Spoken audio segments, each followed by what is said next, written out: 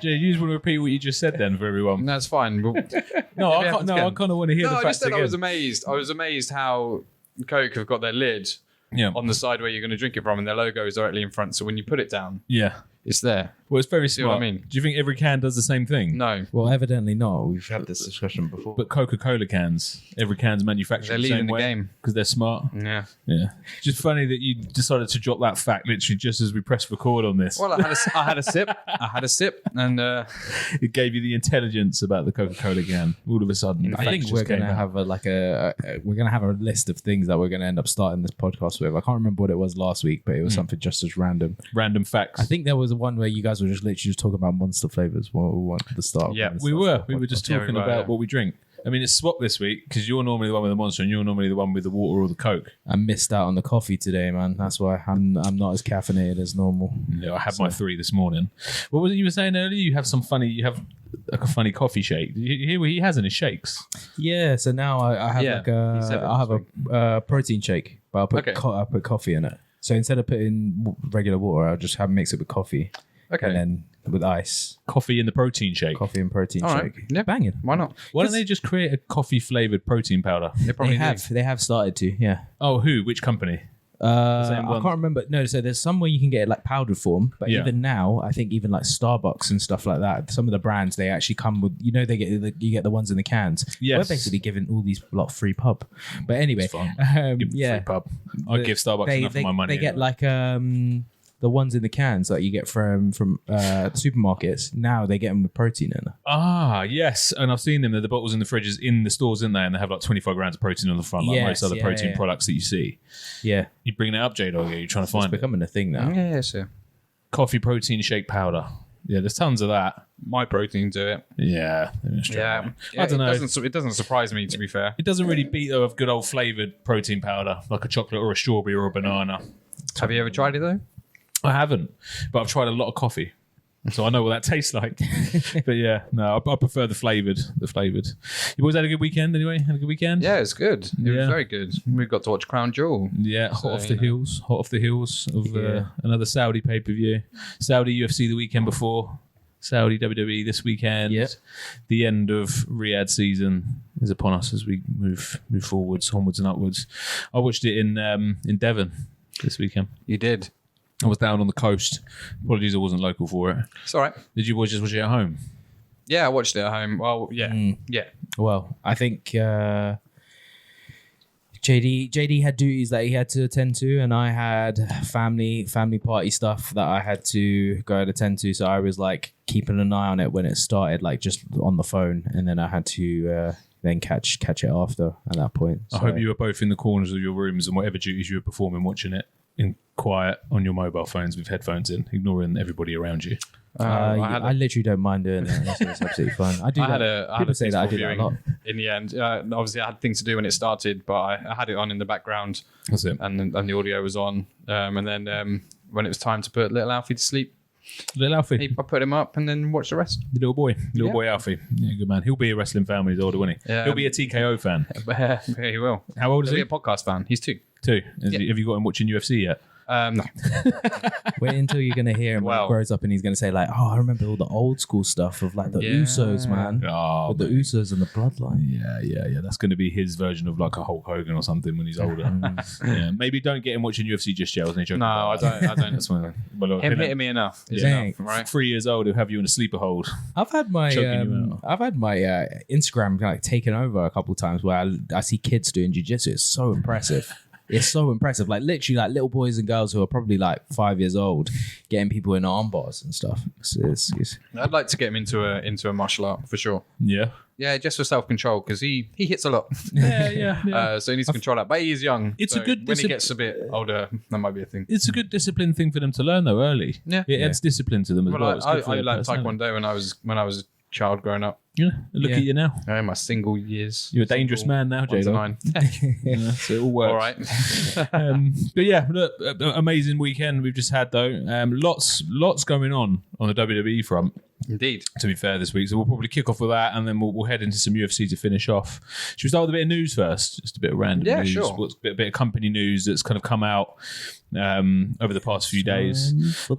Time for the news. The big one, I suppose, for me, initially, there's been some very unfortunate releases, hasn't there, that have been has indeed announced from, I think, the NXT side, actually. The NXT side. There's been 3. I think 2 ladies, Indy Chartwell and Tegan Fox, not going to be re-signed. They have been officially released. That's old news, J-Dog. Yep. And then Baron Corbin, which is probably the most surprising one for me. Baron Corbin not going to be re-signed. I don't think his contract is up just yet, but they've confirmed he's not going to be re-signed.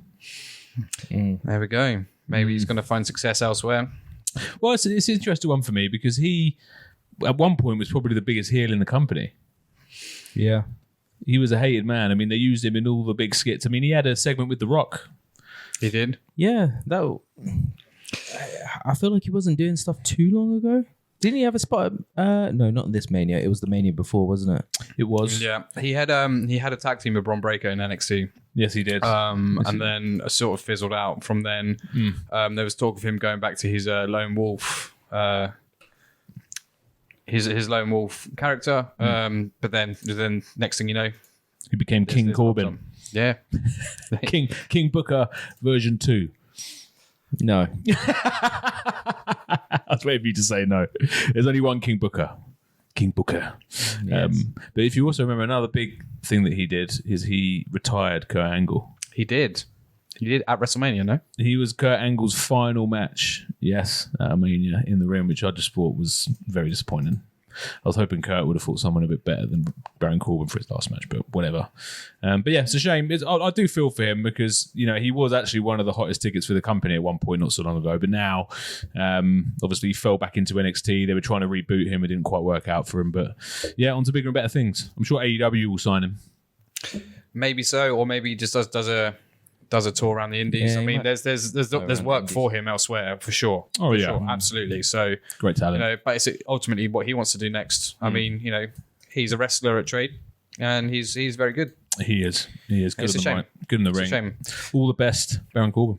I can see how his sort of character that he's portrayed in the past doesn't really fit today's mold, so to speak. So like we've already got someone who would fulfill that role for Corbin, which is, you know, that they're pushing. And it's, you know, again, it is a shame. But when you got a heel as hot as Dominic Mysterio, you don't really need a heel as big as Baron anymore. But, no.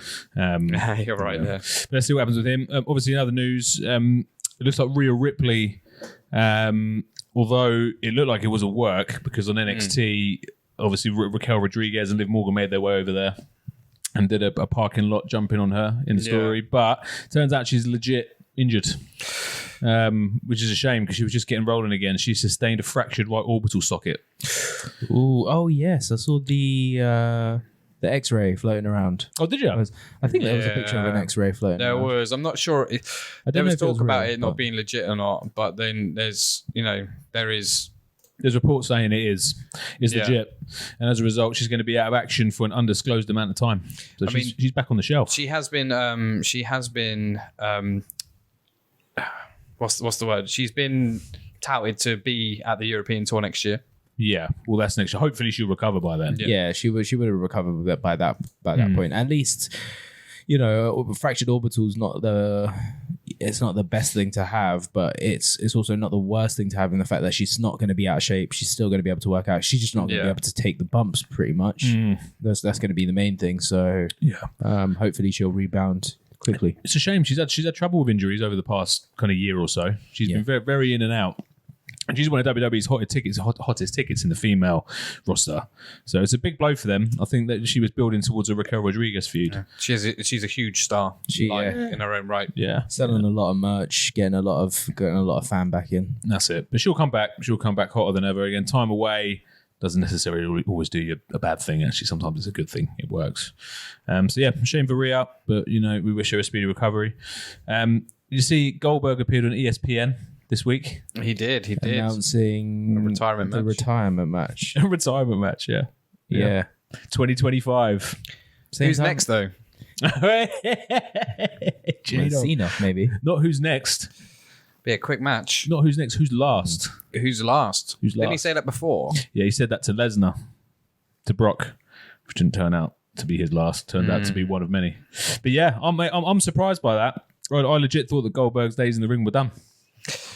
Well, he's still in shape, you know, and it's not like his line of matches take a huge toll on you. So No, they don't. sorry to say, you know, obviously historically not great in long matches. No, he's not. Lasted than 3 minutes. But don't say sorry to say. That's just his appeal. That's just his attraction. He just hits hard, pins 1, 2, 3. Doesn't work too much. But yeah, in terms of moves and an athletic masterpiece, he's not going to give you that. You're never going to get that. Yeah, he's past that point as well. Like It's just- the the size, the physique, the speed isn't kind of what it was. But How old is he going to be? How old is he going to be? Double check now. Let's just see how old he is. Bill Goldberg. This could be. He could be one of the oldest competitors to have a match. Let's have a little look. Well, actually, that's probably 57. Yeah, 57. He's going to be 58. Can you imagine, like 57, 58 years He'll old, be 58 at that time, yeah. running across the ring and giving someone a freaking spear, or picking someone up to give someone a jackhammer? Well, he's got that intensity and it's the explosive power that he's got as well. So if he's still training and he's still lifting, then Mate, he'll be fine. I will never forget when he nearly killed the Undertaker. Mate, do you remember that? Oh, when he dropped him, yeah. Mate, jackhammer. that was, mate, bring that up. Go on YouTube, just bring that up. Listen, mate, I'm going to get this on the potty. Just do search Goldberg. Stop saying poddy. Sorry, the podcast. I don't know why I call it potty. Is that not sure? Sounds jokes. Is that the wrong word? It sounds so jokes. Goldberg Undertaker botch. Yeah. See if we can bring it up. It was just insane. Oh yes, I remember this. Yeah. Insane. That one there. This one? Undertaker versus Goldberg botch. This one? Yeah. See if there's a clip of it. Oh, it's 54 minutes long now. You won't find Nah, it. never mind. All good. But he literally picked him up, nearly landed on his freaking head. Yeah. Mate, nearly caved him in half. And that was only like 3 weeks, like a few years ago in Saudi Arabia, weirdly enough. It was just a terrible match, wasn't it? Terrible match. Yeah, it's all right. Yeah. You have to search Never for mind. it. We'll find it. But yeah. But there's been, like all those guys when they're also at the end of their run. I think they, because they don't wrestle as much, I think they don't realize how much it actually how much it takes out of them and stuff like that. Like this one, what was the one that I'm trying to remember as well with Triple H? There was one where they nearly killed each other like loads of times. It was I'm sure it was Undertaker, Triple H. Wasn't it HBK? It was a tag team match. That was in Saudi. It always happens in Saudi. So it was DX. So Triple H and Shawn Michaels Versus came back Kane as and The DX Undertaker. versus Kane and The Undertaker. That's it. Yes. Triple H tore he tore something in this region, flipping over the ropes. So he was out of the match. He could barely perform. Shawn Michaels did a backflip off of the top rope onto the floor and landed awkwardly. And he was 54. Kane was just completely out of shape. He's the freaking mayor. Yeah. And Taker was basically dead. He's way too old to be in there. But yeah, that was going to be a train wreck. But for me, that Goldberg performance against Taker, for me, that should have been the end of his run. I mean, he's dangerous to work with. Yeah, a lot of people said that over time as well. Even in his heyday. So a lot of people said that he wasn't the greatest to work with in terms of safety. Remember what he did to Bret Hart? Oh, I think everybody knows at this point what happened to Bret Hart. Bret Hart hasn't stopped talking about what happened to Bret Hart. He will never, ever, ever forgive Goldberg for finishing his career. Because he did. He ended his career, mate. He absolutely booted him in the face. He did. It's an accident. He did. But Bret could have. Bret was concussed. He was already concussed. Yeah. And he said that kick actually was the final blow. Yeah. If he wasn't wrestling when he was concussed, then But I think the point Might have been fine. I think his point though is if you're going in the ring with me, it's your job and your duty to also take care of me. 100%. They got to take care of each other. 100%. But he should have also been putting himself first. I know a lot of people back in them days though, obviously wrestling with concussions because they were all self-medicating like crazy back then. That's But mental. But if that was WWE, that probably wouldn't have happened though. They probably had better checks on that back then because WCW was a bit of a freaking wild card at that circus. Circus, but yeah, Goldberg. Let's see what happens with him next year though. So yeah, it's going to be the year of retirements next year. Cena's retiring next year. Goldberg's retiring. I wonder if any more pop out the woodwork. There's rumours that it's going to be Gunther. Yeah. I was just about to say Gunther is I don't know. who I'd say, well, they teased it, didn't they? And teased it, it makes sense, but obviously I don't think Gunther should lose. No. But I mean, Respect. you go out on your way out, don't you? So hopefully Goldberg will put someone over decent, but we'll see how it builds. Bit of news on The Rock. apparently reports he is not scheduled for Mania next year. Apparently. They always say that. They say it, but this is coming from the Wrestling Observer. Not saying that is a like a gospel or a Bible. That's the Meltzer stuff, isn't it? Well, I've also heard that he's the type of person. The kind of relationship he's got with WWE is he turns up. He'll call on the day and say he's turning up. You can't do that at WrestleMania, though, man. No, obviously he's not going to do that.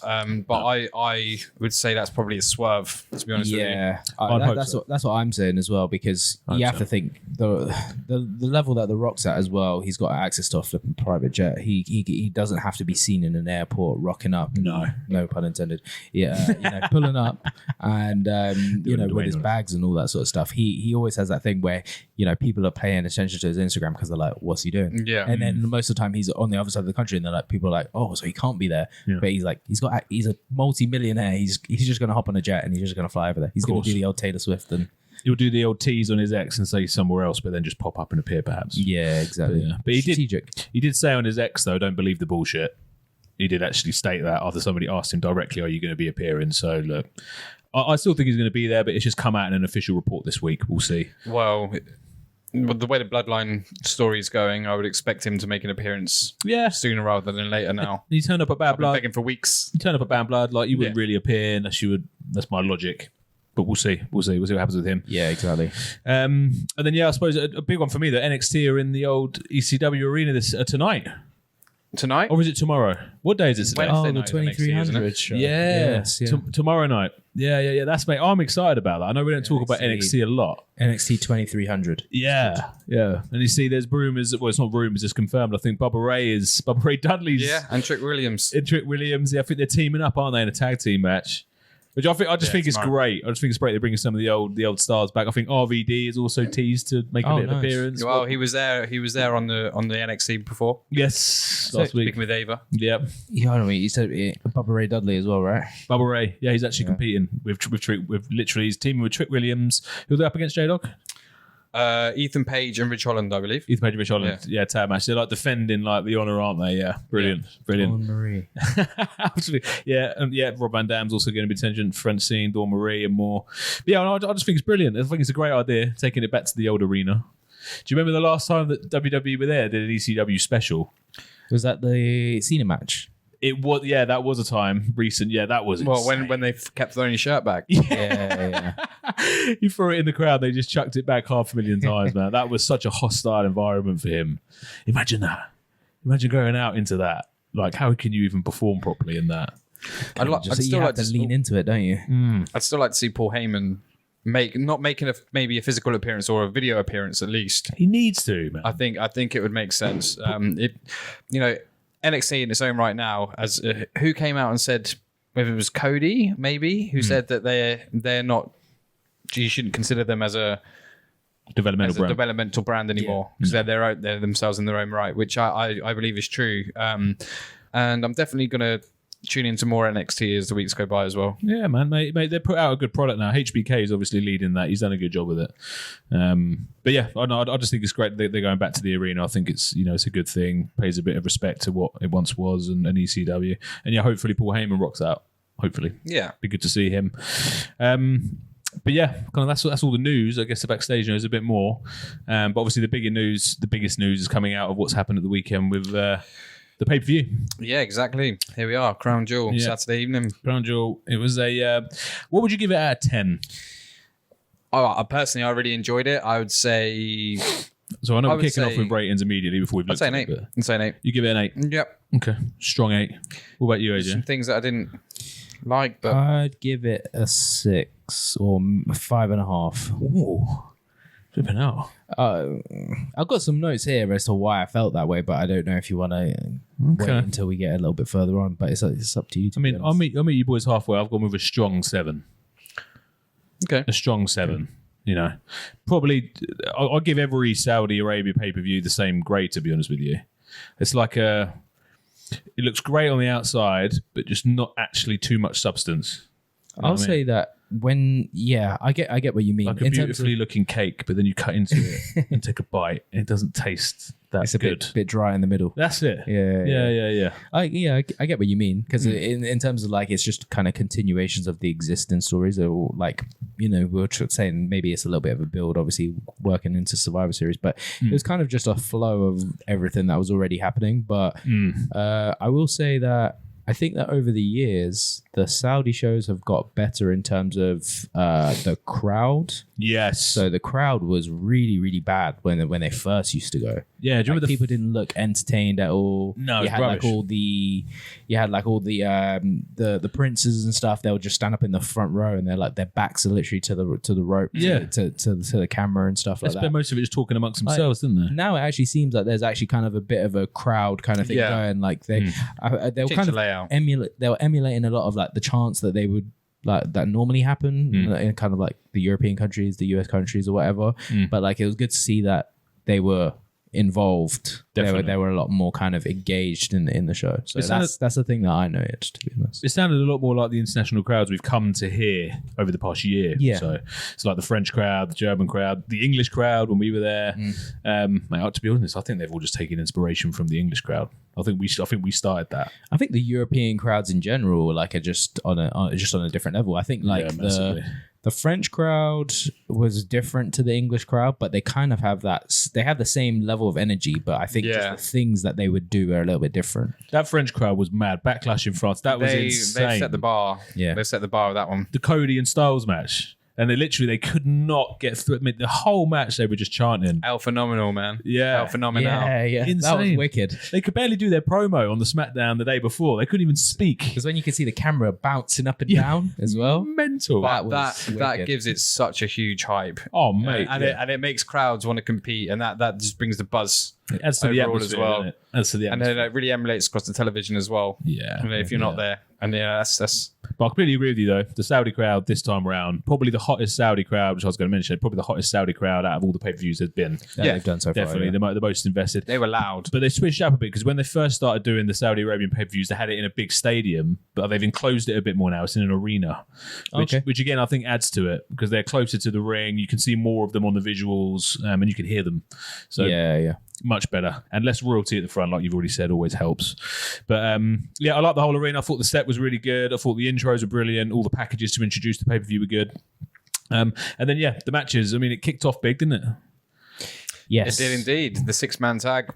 Kicked off big. Bloodline and the OG Bloodline. Yeah, which we've spoken about a lot.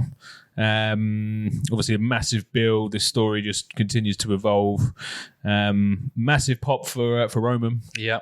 Huge pop for Roman. Yeah. When he came out. And again, his entrance is just on another level. He's a big poster boy for the international crowd. Like, when you see like all these random reels of like people in India and stuff like that, they love Roman Reigns. They love John Cena. Yeah. They love Roman Reigns. They love like the big names, the big stars. And there was also a very massive pop for Jey Uso as well. Yes, massive, incredible. Don't you think it's interesting that he came out on his own? They made I made a note of that because I noticed that as well. But then obviously the commentary made they actively pointed that out as well, which I thought was quite interesting. Obviously it played out in the match, which obviously we'll probably get into, but I think that was part of the early like wrinkles of like what was going to happen throughout the match. But huge pop for him though. They were into him. Like he made the long walk from the top, didn't he, all the way down to the ring, and that every single crowd member was up. Literally. Did you see Roman's face? The smile from the apron. He just stood in the corner acknowledging. Almost a smile. Yeah, very good. Again, just subtle storytelling there, of what's to come.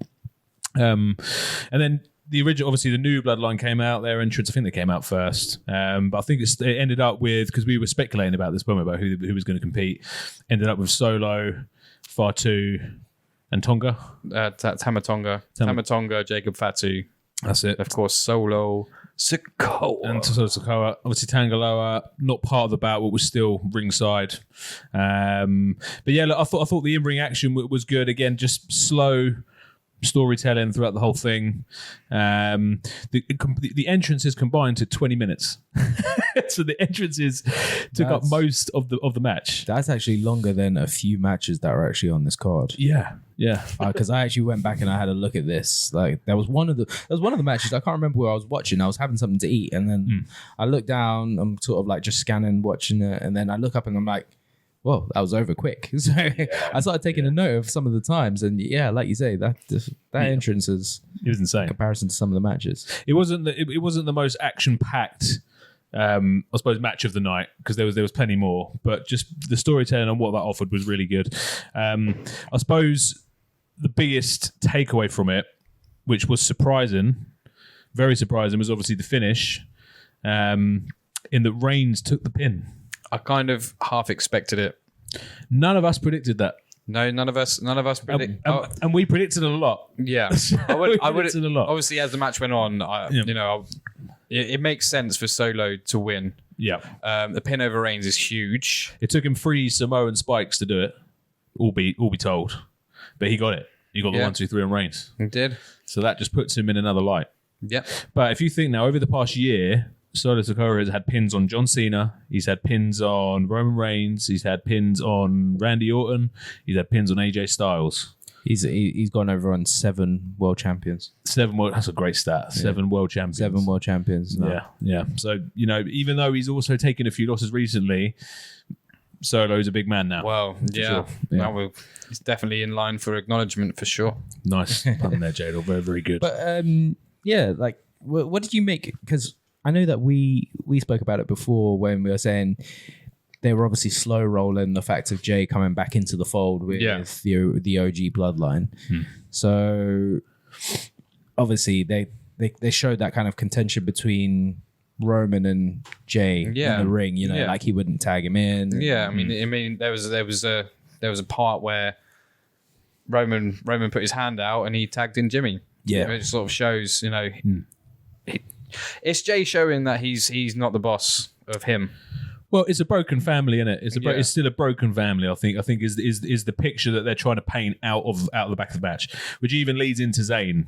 Yeah, so obviously after the match, obviously Sami Zayn came out. Great little tease. I thought it was done really, really well. I think the pacing of it was really, really good. He came out.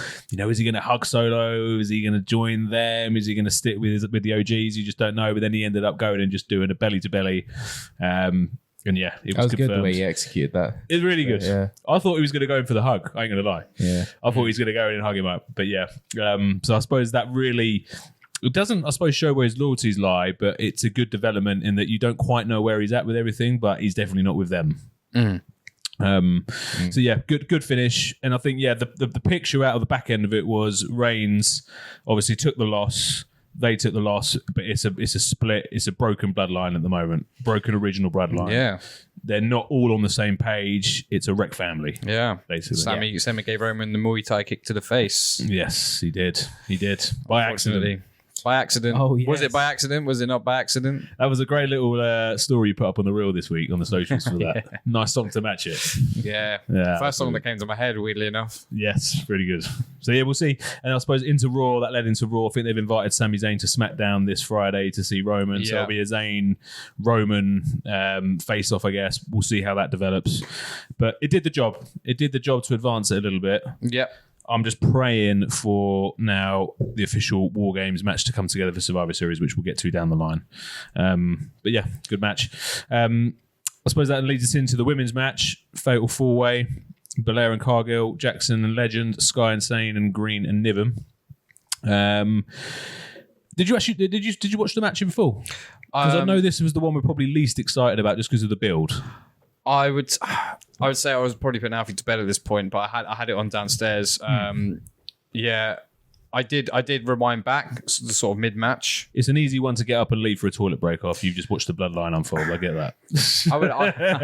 I wouldn't say it to that extent, no. But obviously there was things I needed to do naturally at this point. Yeah. I think it was. With everything else that was on the card, it was the one that was the least stacked. I think that they didn't really set themselves up very well by putting that straight off the bloodline match, to be honest. Didn't do themselves any favors, but it was okay.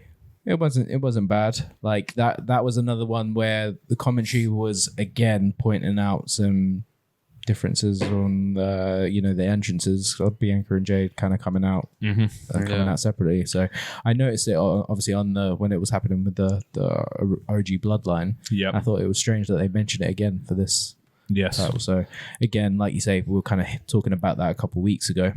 Yeah, and the possibility of that happening. Yeah, I mean, go on. Did you see Sky Insane had a little botch in there? They missed their catapult. Did they? Yeah. Oh dear. They missed the catapult. They kept the match going without much trouble, but they missed it. It was pretty bad. What made me laugh was the Piper Niven Chelsea Green bit. Yeah, Piper dropped on Chelsea Green accidentally because she got kicked into the way. Yes. But that was a dangerous land. Yeah. But look, it did the job. It was a fast paced match. It was full of action. As we thought, Belair and Cargill retained their titles. But obviously off the back of that, which I think feeding into Raw this past weekend, we've now seen there is, obviously with Rhea being injured, I now think they're going to be inserted into the women's title picture. By the sounds of it, they're teasing dissension between Jade and Bianca or Raw. They are. Which we've spoken about. That's what we talked about as well just before we started recording, actually, because they obviously them being pitted up against each other to get a number one contender match. That could be the start of the cracks in the team, to be honest. Well, Liv, I think, came out and they came out to confront her, and then Liv planted the seeds. Yeah. But then, obviously, as with anything, whenever a star gets injured, you mix up the shuffle and you just chuck a battle royal in there, which Adam Pearce did, just to get things going again for the women division. And then they were in the battle royal, both got eliminated, but I don't think the story's done with them. But yeah, good to see that they're still obviously tag champs. We'll see where they go, and move on from there, onwards and upwards. Rollins and Bronson Reed. Yeah, what a match! We were all freaking wrong, weren't we? We were. We all got it wrong. We all got it wrong. What do you think of the match, J-Dog? Incredible match. I love the viciousness of the match for sure. It was very, very good. I liked it when Rollins slapped him and said, "You should have killed me when I had the chance. Or you should have finished me when you had the chance." That was a hard slap as well. Yeah. He gave it good little bit of hype up there, man. Full welly. Wake up, Bronson. Full welly on Bronson's face. I'm not sure if he got a receipt back on that, to be fair. Was that worded incorrect? That was bad wording. That was great. Do you know who Bronson Reed's ring gear was dedicated to? In the hip-hop world. In the hip-hop world. It's a rapper. I never... It was a tribute. I can't actually see it. No. MF Doom. Yes. Yeah. CJ. Nice. Yeah, go on. Yeah, It's got the mask right there. MF Doom. I didn't actually notice that, to be fair. Full tribute.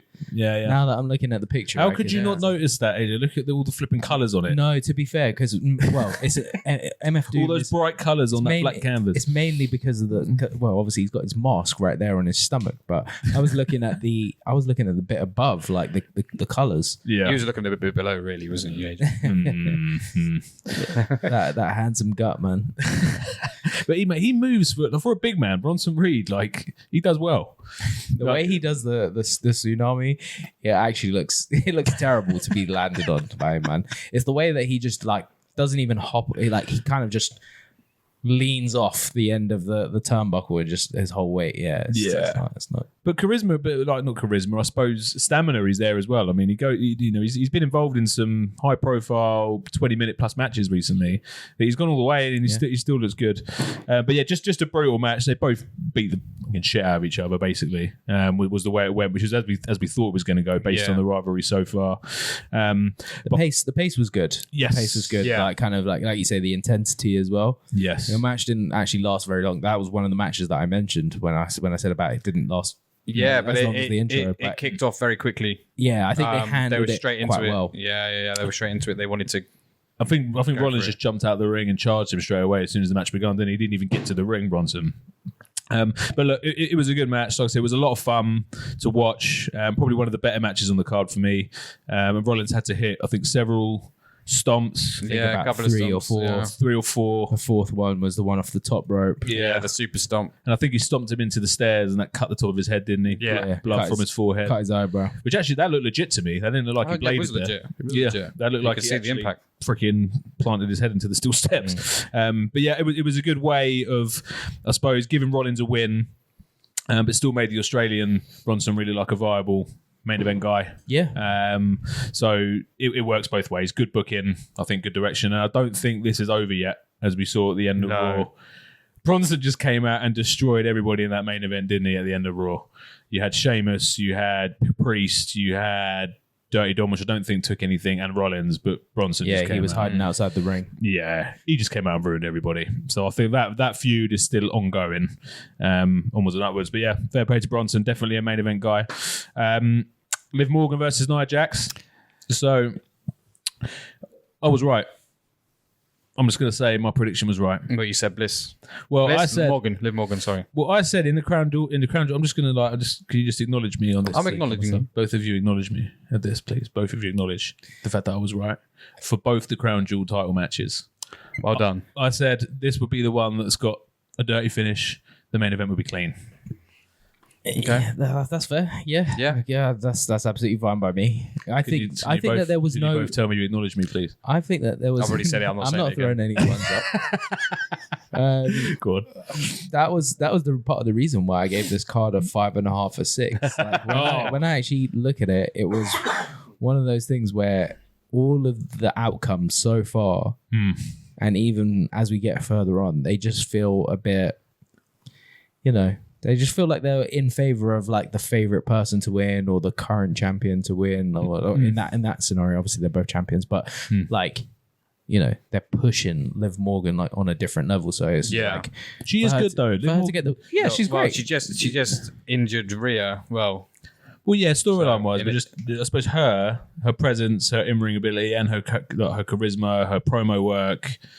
I think the way they've built her is good. Yeah, it's great. She's definitely a star. It's great, without a doubt.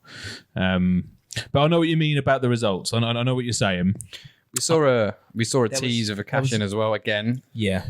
I thought that was going to happen. So when that happened, I was like, okay, maybe I was right. Maybe she will cash in on someone. It was a bit overbooked towards the end of the match, though. I thought a bit too much going on. Would you say there was a lot going on? I mean, so at the beginning, obviously they had this belt, the women's Crown Jewel title belt on a pedestal in the middle of the ring, didn't they? Like when the introductions were going on. Yeah.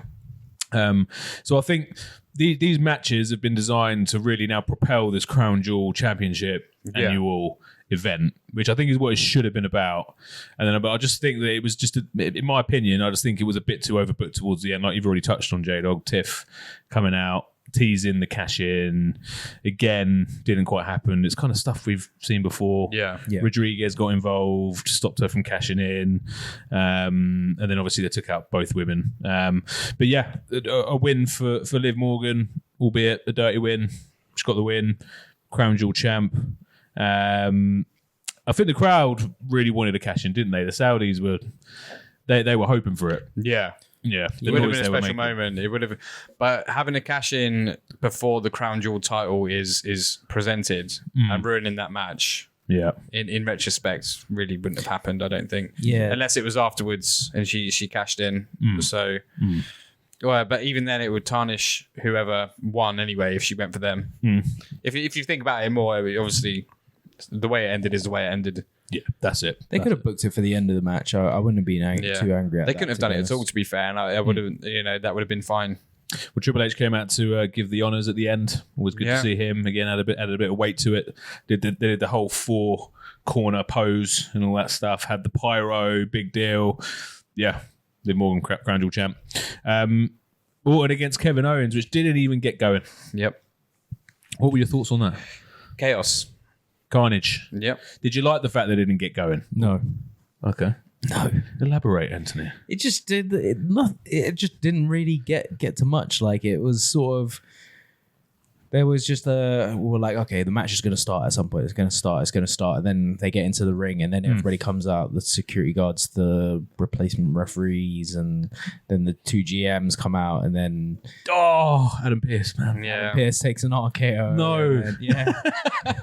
I don't know. The referees take a stunner as well. He is the bravest. Yeah, exactly. He's the bravest general manager there's ever been. Adam Pearce, man. The bravest man.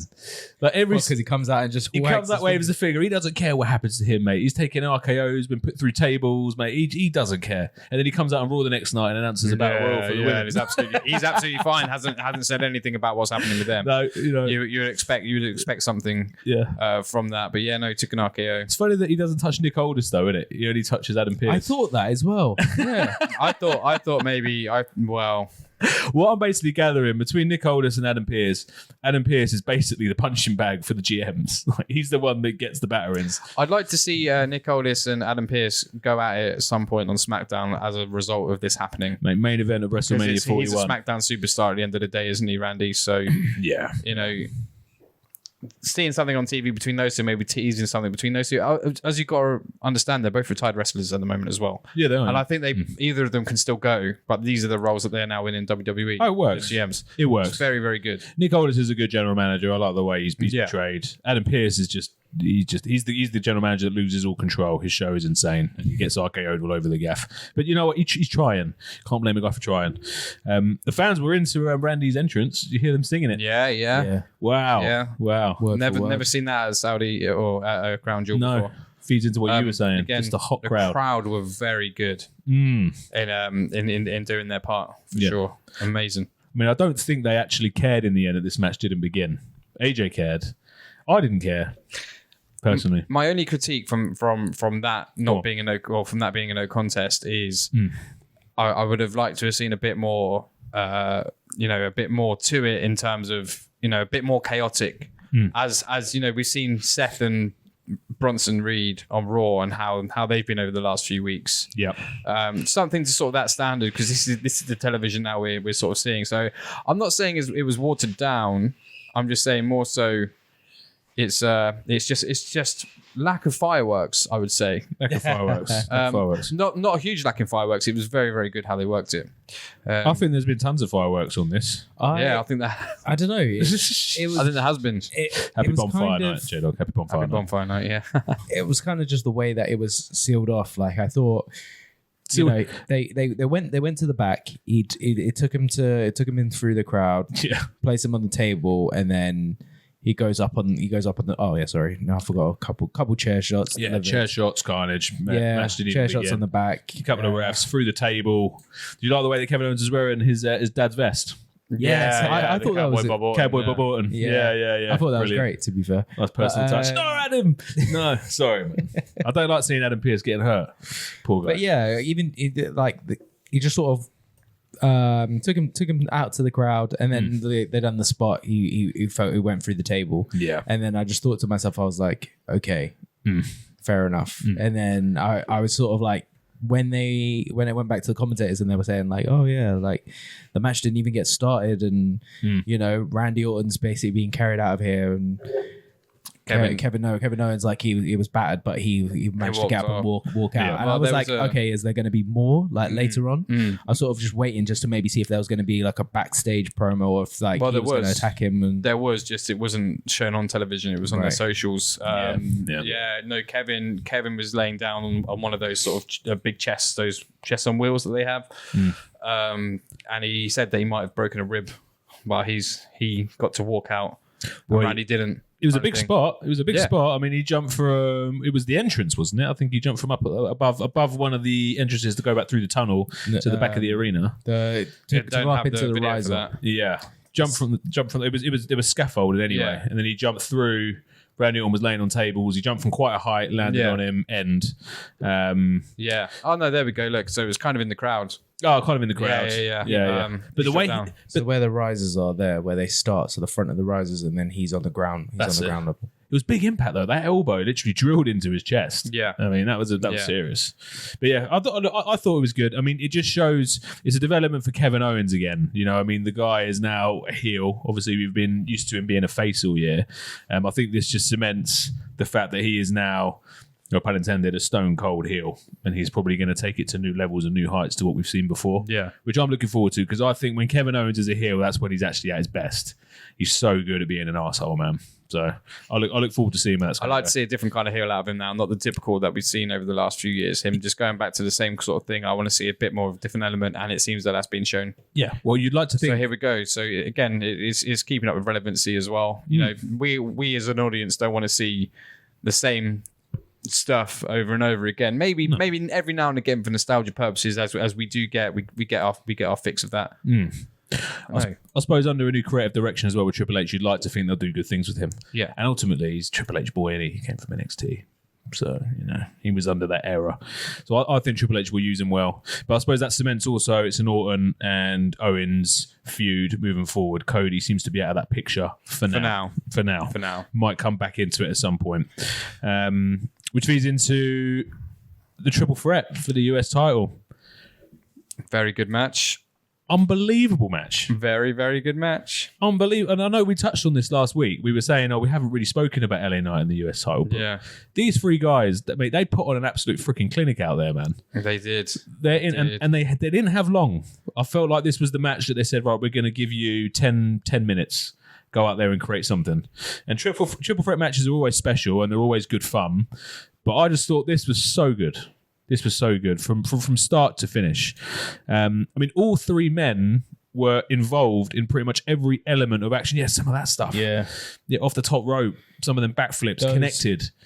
Those spots, and they were kind of constant. They were like rotating, like how it was like these two, and then these two, and then and then obviously LA Knight took advantage in the end. Double elbow drop off the top. Yeah. I mean, normally in triple threats, I mean, they can often, sometimes they can often feel like kind of glorified singles matches. So you have two guys in the ring, one guy's out of action, he's been put through a table, or he's just hanging around on the outside, not really doing much. They did a little bit of that, but not too much. But hardly any of it. I mean, pretty much from start to finish, all three men were involved in it, which I thought were just creatively brilliant. Yeah. And it made for a much more exciting match from a pure in-ring perspective.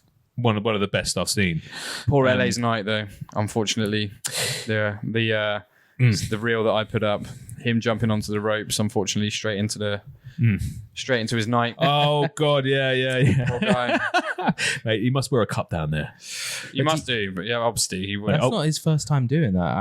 I've seen him miss. He crushed himself badly. Yeah, he's done that before.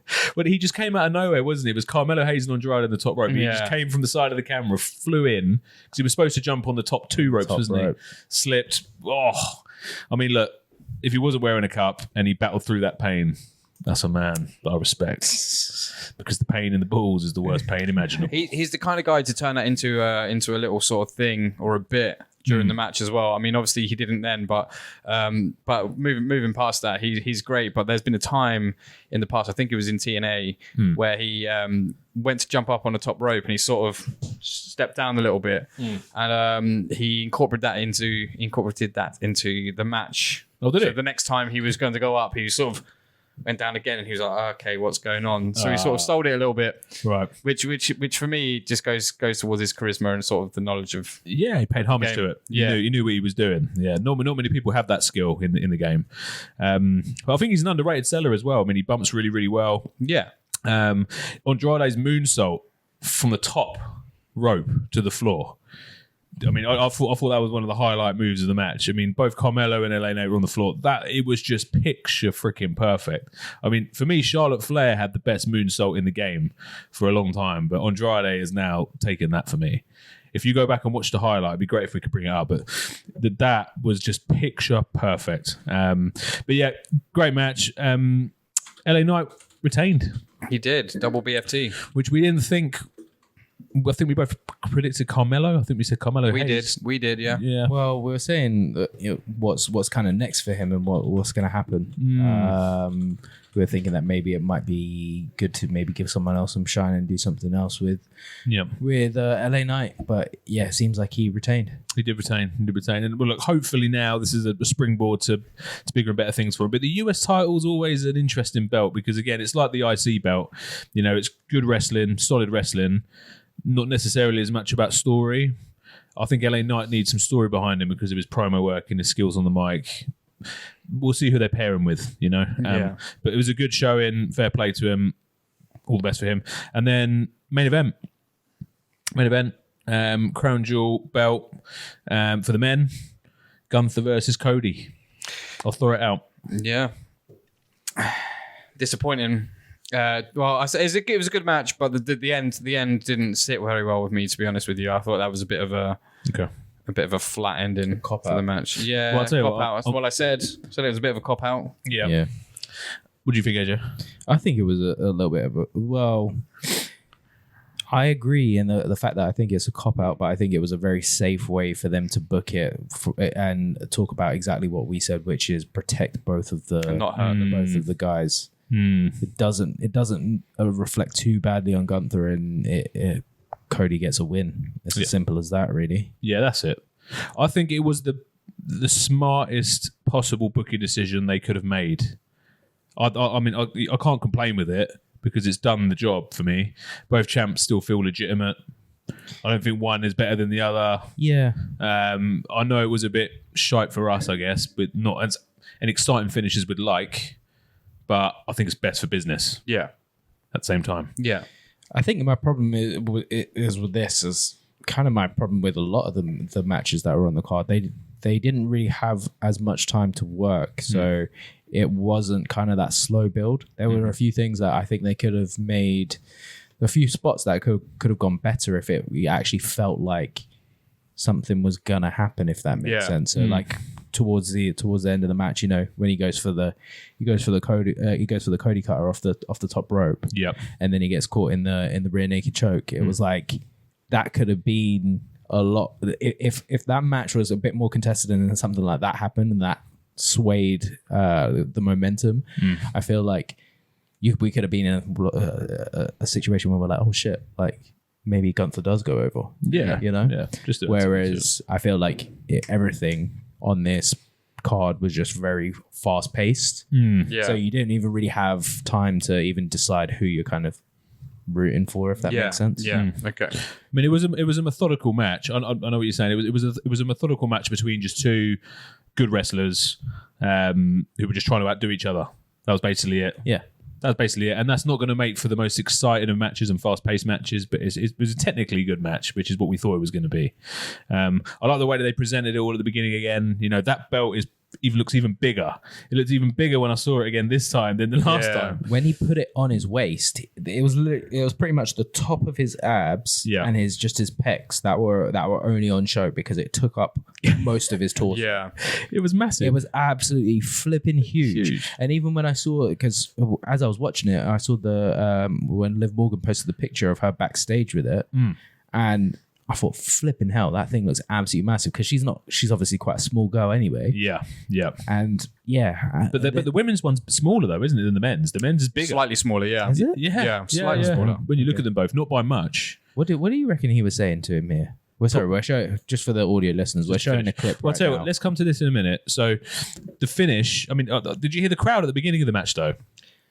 That place was rumbling, man. It felt like France again. So right at the very beginning, before they'd even locked up, that place was on fire, man. So the build up to it was really, really good. I suppose when they were just staring each other down, just the sight of seeing Cody and Gunther in the ring is an exciting prospect. Yeah. So I reckon that will still make for future programs to come. I reckon these guys should have more. This is unfinished business down the line. That's a finish that Gunther's going to want to. Going to come back to, for sure. I don't think they'll come back to anytime soon when they're both champs, but maybe one day down the line, I think them two should come back together again. Even in the Rumbles, when they were in the final two in the Rumble, it just felt good. It sells that thing of unfinished business, doesn't it? The way and how the match was wrapped up. For sure. Much. So you guys didn't like the finish? Well... the way the pin was taken, I didn't really like it so much, but it makes sense. Do me a favor, go on YouTube. I'll talk you through it as we're going. It was a throwback to a match from WrestleMania 8. It's the only ever time this has happened. Yeah. Oh, I read about this online. Yeah. So WrestleMania 8, do Roddy Piper against Bret Hart. Yeah. It was for the IC title. Yeah, it was in one of the main Well, it wasn't the main event. It was like the co-main event. JD's just bringing it up. So they went up into the top turnbuckle, didn't they, Cody? It was kind of when I think Cody was going for the Cody cutter. That's it. I'd say go to about 17 and a half minutes is my prediction. 17 and a half. He's just bringing it up. Yeah, I'll say go here. Right, here we go. So he's going to pick him up. Tell me if this looks like the way it finished. Here we go. Oh, yeah, he's going behind. So sleeper, almost like it was the Cody cutter. Bret Hart's going up into the corner, flipping him round. 1, 2, 3. Exactly the same way, right? Yeah. That's how it finished. That's the only other time that a match like that has finished on TV. Yeah, it was slightly different. But obviously Cody went up to jump back and come to the Cody cutter. That's it. He didn't use the ropes to get up and get the momentum, but yeah, he sort of rolled when he got caught. You got caught in the sleeper. Yeah. Gunther brought to ground, and he flipped over him and just kind of tied him up. Yeah, but in the no, pin. that's a very similar kind of pin. yeah, no. But this was similar also a similar kind of situation. So Absolutely. they didn't want Roddy Piper to look bad against Bret Hart. Yeah. They just wanted Bret Hart to get a clean win, take the title off him. Exactly the same. So I think Triple H took inspiration from that, and for me, it's worked. It's worked. The concept is there. It's worked. It's not, I suppose, most aesthetically pleasing for us, but it's done the job. Yeah.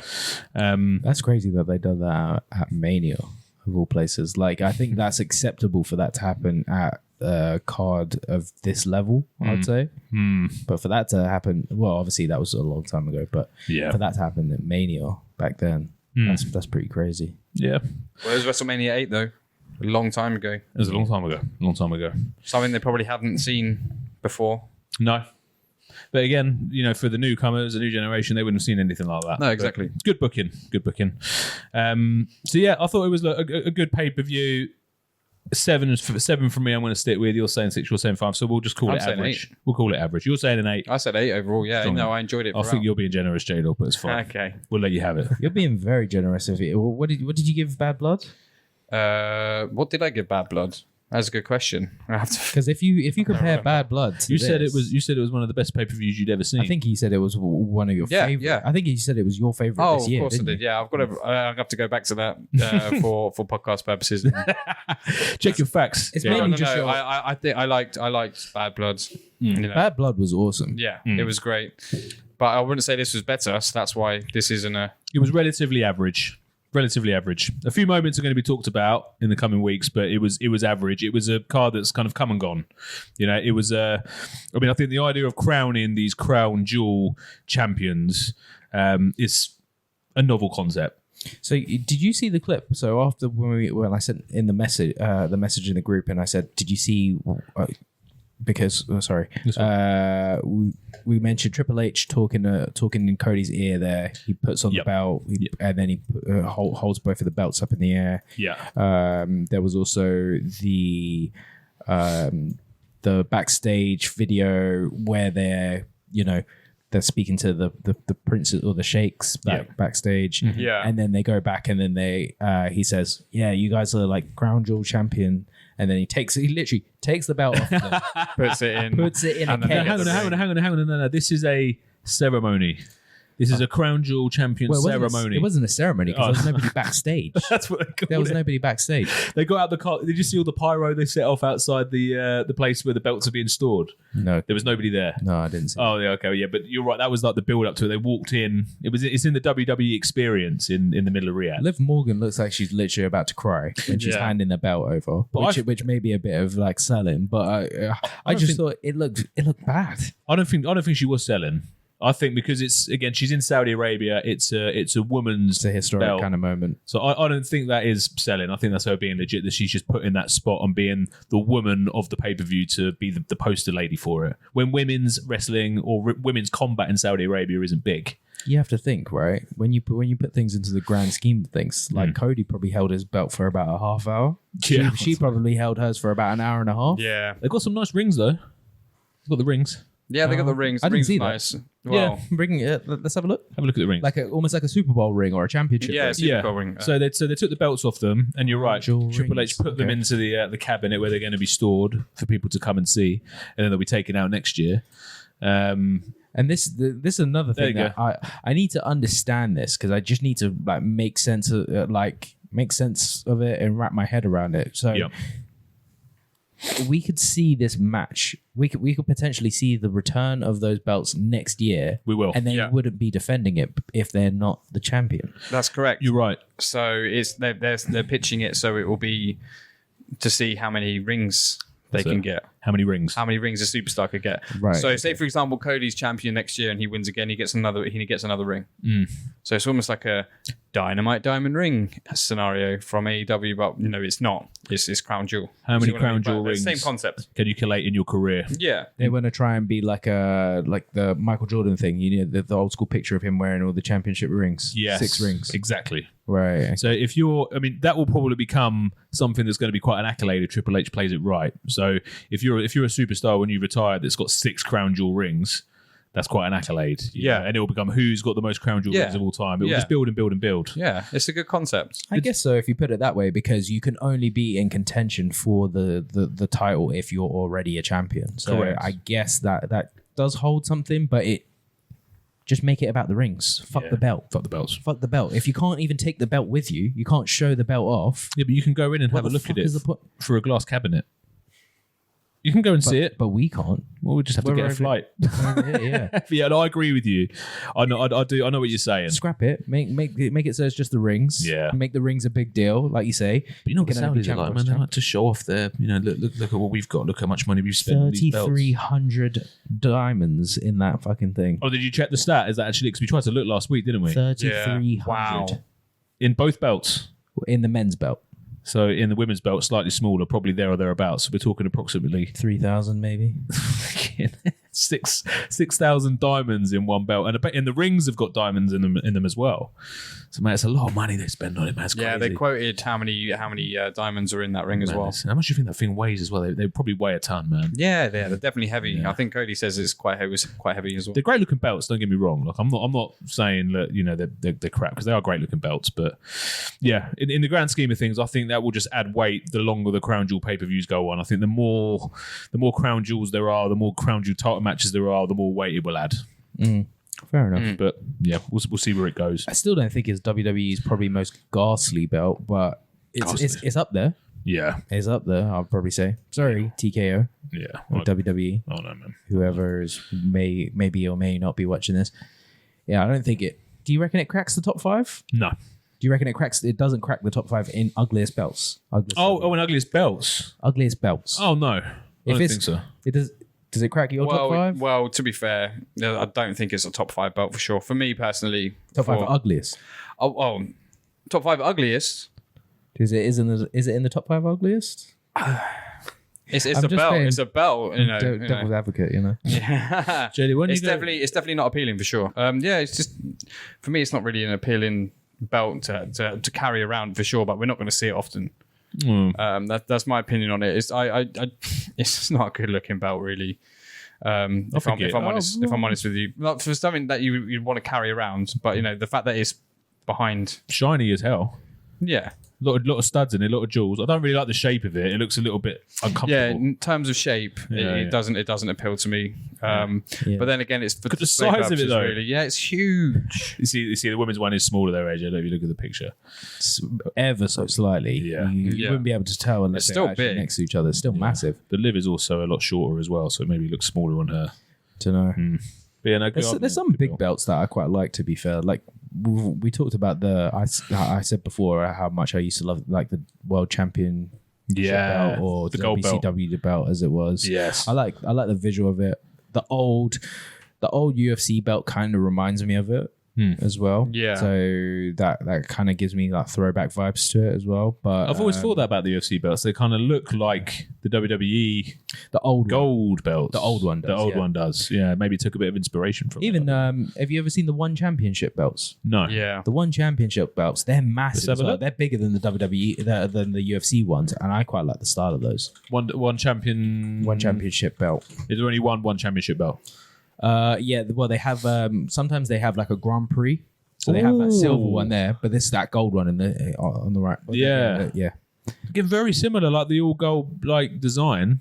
It looks like a WCW Massive. belt. Yeah, it's huge. It is man. absolutely massive, and that is that's like a different one. So that I think is that's like a kickboxing one there. I Right. think. Yeah, that's wait, pretty- slow down, scroll down just a little bit. Oh, stop, up. I was just trying to see what it says underneath. Oh no.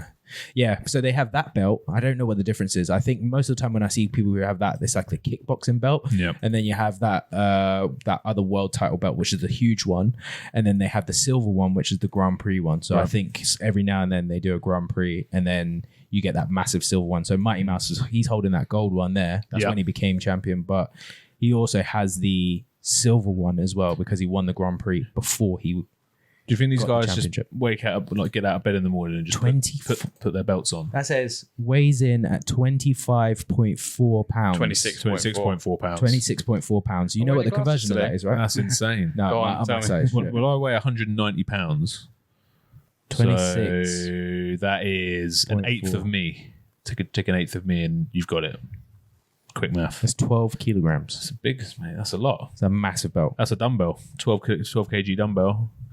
Do that's serious weight. A normal UFC belt, I think, is 12 pounds. Belts are fucking huge, though, aren't they, man? Look at them. But then obviously the money that they make off the belts, like people buy all the replicas, the royalties that the belts make. Obviously, I've got one, but yeah, I like to see when you see like the avid collectors of the people who get all the WWE belts. Yes, I wonder if this Crown Jewel one is going to become available, mate. Well, they'd be dumb not to. They'd be dumb not to. I mean, they'll be selling replicas of that. I mean, obviously, you're not going to get anything anywhere close to what the actual belt is in terms of a replica. Yeah. But they'll add it to the collection and they'll put it at a premium price. They'll sell out, man. They'll sell tons. There'll be people that will sell it. Yeah. They'll sell a lot, but I wouldn't say it'll be like phenomenal levels. They'll probably sell some. Maybe in Saudi Arabia. Yeah, Saudi Arabia. Yeah, but I reckon even if you go to WrestleMania and go to Access or go to any of the other stores, the pop-up stores they put up, they'll be there. They'll have them for purchase. Yeah, it'll be there. That's the silver one. Yeah. It's not too bad, to be fair. Amazing looking. I'm just thinking of the shape of that, right? The shape of the Crown Jewel belt. Yeah. The Crown Jewel belt actually kind of almost looks a little bit like the AEW. The shape. It does. Similar kind of vibe. It's kind of like that one's a bit more oval, but but it's more rectangular. More plates on the AEW belt as well. I don't think this is the current belt. I think that was one of the old ones when it first came in. Yeah. Yeah. But they're all kind of adapting to that kind of all gold design, though, aren't they? Obviously, this one at Crown Jewel is just stuffed full of diamonds, but But look, onwards and upwards. I mean, only other kind of little bits and pieces of news from Raw. Obviously, we now know off the back of Gunther's loss to Cody, his new direction is Damian Priest again. He's coming into the fold. He won the Fatal 4-Way main event on Raw, so we're now going to go in the Priest and Gunther direction. T's turning face Gunther as well. Did you see that? Mm-hmm. So we had an interview with Ludwig Kaiser, who we spoke about on Raw, and Ludwig was giving it the whole heel talk. That was last Raw, wasn't it? It was literally last night. So don't disrespect Gunther in his loss. And Gunther turned to him and said, "Hey, hang on, Cody was the better man. Take it down a peg or two." So perhaps Gunther might turn face. I don't know. They've teased it, which I wouldn't mind seeing. And Ludwig maybe he's going to turn on Gunther. They'll do a little program there. Maybe he'll cost Gunther the title. Imagine that. Maybe. Imagine that. We'll see what happens there. But that's being teased. And then finally, just to cap it off. Chad Gable, Kurt Angle version 2. Yes. Did any of you catch any highlights of his match he had with Dragon Lee on Raw? Any of it? Well, he lost, didn't he? Yeah. Yeah. But wow, they put on a clinic. Maybe just go back and watch it. Anybody who's watching this, go back and watch that match. Insane. Chad Gable has some unbelievable matches. His in-ring talent is stupidly good. He's always been strong, in terms of his in-ring talent like that. He's got that technical, but just really kind of. He's a strong guy. Kurt Angle vibes. Yeah, he's not very big, but his technicality and how he kind of moves around is athletically gifted. Yeah, really cool. For sure. And then we had the Wyatt Six segment. You want to talk about that, J-Dog? We did. Your boys and girl. We did. I mean, they've kidnapped the Miz. We got a hell of a segment from them. Something that it just brings a different vibe to the night. Totally different. But it incorporates well. Yeah, I would say. Bo looked very well like Bray. He did. On the side there. It was very good. When he came in and whispered in his ear. Yeah. And they threw it back, didn't they? They threw it back. So when he whispered in his ear, he was like, you told me you were going to make me one day. And then it took them back to the days when Miz was with Bo Dallas. And who were they with? There was a 3. It was Drew McIntyre and Jinder, no? Yes. So it was a 3-man band they were with? No, what, with The Miz? Yeah. When he showed him in that clip, when he's saying it to Bo. It was years ago. Miz was holding the belt, and then he says, I'm being tested I now. can't remember. I'm being tested. Was it Bo and Curtis Axel? Yes. Yeah. That's it. Yeah, Bo and yeah. Curtis Axel. That was it. Yeah. Well done. And Yeah. Curtis Axel Pulled out the bank. He's still in the Royal Rumble. I've been in the Royal Rumble for 13 years. I would love for him to come back. Yeah, if he makes a return, he just comes back, maybe on the Raw after the Rumble, and just says, "I was never eliminated." Oh mate, what a guy! That should have gone on for ages. But yeah, White Six, mate, teasing them incoming. The Miz, great segment, something completely new, completely different, something we've never really ever seen before. Interesting to see how that evolves.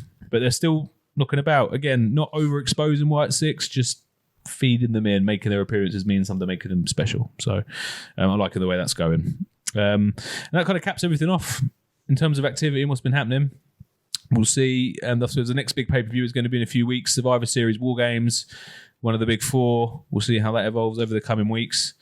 Excited for that. I suppose one other bit of news that we didn't touch on, which was recently announced in the last 24 hours, is WWE have announced this big international pre-Mania tour in March. I think end of February through to March, which is something that's quite unprecedented because they normally do this after Post, yeah. Post-Revenge tour, but they're doing it before, which is actually when all the stars are in, they're going full loaded, both barrels locked and loaded into Mania, so they're giving it all the star power in the world. So it's interesting that they're taking that on tour. Great news for the fans. Yeah, I think it's great the fact that they're doing some of these like not just the regular house shows, but they're doing some of the actual SmackDown and Raw shows in some of these new territories. Yes. Well, not new territories, but territories who probably haven't had a live show. Yeah. So During that time period as well. yeah. It's big. There's not a France one there though. No, there isn't. nothing. I listed these all off. So yeah, Barcelona gets the SmackDown. That's on the 14th, and then March, after that, 14th of March. 14th of March, and then they're going to do 2 shows in Germany. They've got Raw, which is going to be in Brussels. Then they have the next SmackDown, which is going to be in Italy, and then Belfast show. Glasgow show, which is going to be a SmackDown, and then there's going to be a little bit of dancing around here. So they've got the Nottingham show, the London show, which is going to be a SmackDown. Then they go to Vienna, and then Amsterdam before coming back to London for the Raw. Yep. So that the Raw would before be, Mania? I'm just trying to think. So that would probably be the penultimate Raw before Mania. So we're getting closer, aren't we, guys? We're getting closer to Mania in London, aren't we? It's not far. Yeah, so Mania is Saturday the 19th of April. So it's actually about 2-3 weeks before. Okay. So things will be starting to build, and they'll obviously be back in the US for the There'll be some builds going on there for sure. It's a mad tour though. They were freaking all over the place. Where are we going? We're going to SmackDown and Raw? What are we doing? I think we should do one of them. I think we should go We to should definitely do one of them. either SmackDown or Raw. We'll see how this is going to be post Netflix as well. So we'll see how the land lies on Netflix before we decide which one we go to. I want to see, so long as Bloodline are on SmackDown, Yeah. I'm going to SmackDown regardless. Even if we decide on Raw, I'm going to SmackDown as well. I'm sorry. I think they'll I've be got on to see Raw. them. Netflix. Just with the hope to see The Rock as well. Just that's a big thing. I've never seen that before. Don't think I've never ever been to a WWE live event before in my life. So there we go. New experience. Do you reckon John Cena is going to be on his retirement tour at that point? He's going to come back and he's going to be like, "You guys deserve a WrestleMania." Oh, he did that at Money in the Bank, didn't And he? he's like, "John, you've done this to us about 3 times now." He's trolling us. But he'll do it again. He'll do it again, I'm sure. But he'll be featuring all of these, I'm It's sure. going to be a busy month. Unless he gets injured. Massive, yeah. It's going to be a busy month for TKO because they've rumored that they're going to do a fight night as well. Normally a fight night happens in London or in March as well. So they normally actually announce it in December. It goes on sale in January and then the show happens in March. So maybe they'll do a TKO weekend. We're getting rinsed. Getting rinsed for a weekend. Mate, it's happening. I don't know how it's going to fall, to be honest, because SmackDown on a Friday, Fight Night on Saturday, Raw on a Monday. in the past, Unbelievable. when I've gone, it's normally a week or so before my birthday. So maybe the time when they're going to be, how does that work out? When's your So birthday? the 20. It doesn't matter. No, I'm joking. sorry. Go on. So I don't know if it would either be it would either be the weekend when they're just after they've done. Oh, so maybe when they're in Northern Ireland. So Right. it says they're in Northern Ireland Belfast. on Belfast on the 22nd. So it'll either be the 22nd or it'll be the week before when they are in Germany. Okay. They have spoken about doing TKO weekends though. It's something they're planning on doing, isn't it? I think Dana mentioned God, if it's that weekend of Netherlands and Austria, 29th and 30th. Oof. Like I said, we're going to have a busy weekend. going on tour. We'll see how it plans out. But Spend the weekend in London. you see, they've also announced that Backlash next year is going to be in Japan at the Tokyo Dome. They're doing it at the Tokyo Dome. So literally, they paid sure? 100%. Yeah, confirmed. WWE in Japan at the Tokyo Dome for WWE Backlash. Ooh. That's insane. Because the Tokyo Dome's always the new, I mean, that's the NJPW, New Japan Pro Wrestling heart, you know, and that's a flipping huge arena as well. But yeah, it's confirmed. I'm sure we'll get to that down the line. But that's incoming as well. You know, they're starting to make that a bit of a trend now, aren't they? They're doing the Backlash after Mania. Kind of in an abroad. Yeah, WWE plans to host Backlash 2025 in Japan. Is WWE planning? Yeah, They will. because I can't Puerto see Rico it was, 2 years On ago? the news. Puerto Rico was 2 years ago. France was this year. Yeah. This will be in Japan. I saw a banner for it. I'm sure I did. Oh, here we go. No, Is that not it? no. But it's incoming. It's rumored. But yeah, WWE, mate, we've done it to death. Nothing much else. So just what? Hold on. While we're talking about this, Yeah. just as a little wrinkle right here. I love a wrinkle. As far as live shows, what do you remember? What your first live show was? The first one I ever went to. The first WWE live show you went to? Yeah, I went to a WWE Raw at the O2. That was your first one. First one. How old were you? How old was I? Must have been. So we've done Mania 31. So it would have been just before Mania 28. So how long ago was 28? It was 41 minus 28. Quick math. 33, 13. 23. So yeah, 13. Yeah. So I would have been 13 years old. Oh, what? So just before, but we went to WrestleMania 31, didn't we? Yes. Right. That was the first Mania that we went to. And my first Raw was 3 years before Mania 31. Oh, no. So you were 21. Not 13 then. So I was 21. I was thinking the maths was all Your over quick the maths place. was. That was terrible. You see how I just don't get involved? Anything maths related. I just it's not agreed. happening. I thought AJ's maths was on point. Clearly not. First show I went to was a house show. I went to a house show in Sheffield randomly. A house show. I made my dad take me all the way up to Sheffield to a house show. What was the main event? Yeah, there was. Oh, I can't remember what the main event was. This was kind of around the time of I think Shelton Benjamin was having kind of like a big spot then, and Charlie Haas. yeah, Team Angle. Orlando Jordan. Orlando Jordan. Orlando yeah. Jordan. Right. I remember he was there. You can't remember the main event. Normally at house shows they have like a main event. I really the can't house. remember. Fair enough. Could have I can't been that. remember. It was kind of it was strange. It was the first time I actually remember being there and being in a live show, and it was like you're not having the commentary there. And obviously because it was a house show, like it wasn't like super they hadn't dressed the arena the way that they had now. And arenas back then weren't kind of what they were now. I think I was probably about Quick question. 13 at the time. 12, 13. Quick question. Did WWE, at a point for their live audience, give them like headphones or something to listen to the commentary? Is that something that they've done before in the past? Not that I'm aware of. I don't think so. Because no, I've never ever seen a crowd wearing headphones. Or would that be something, or like they could do like an earpiece or just have a headphone out or something like that, so they could hear the pop and hear the commentary? That's something that You could have just I created thought something they there, could Jada. do that. You could have just created I something. thought that's been done before. Maybe not.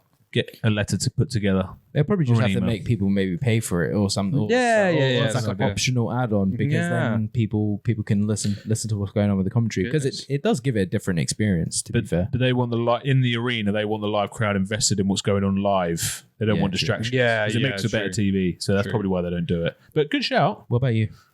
What about me? What do you mean? Live show.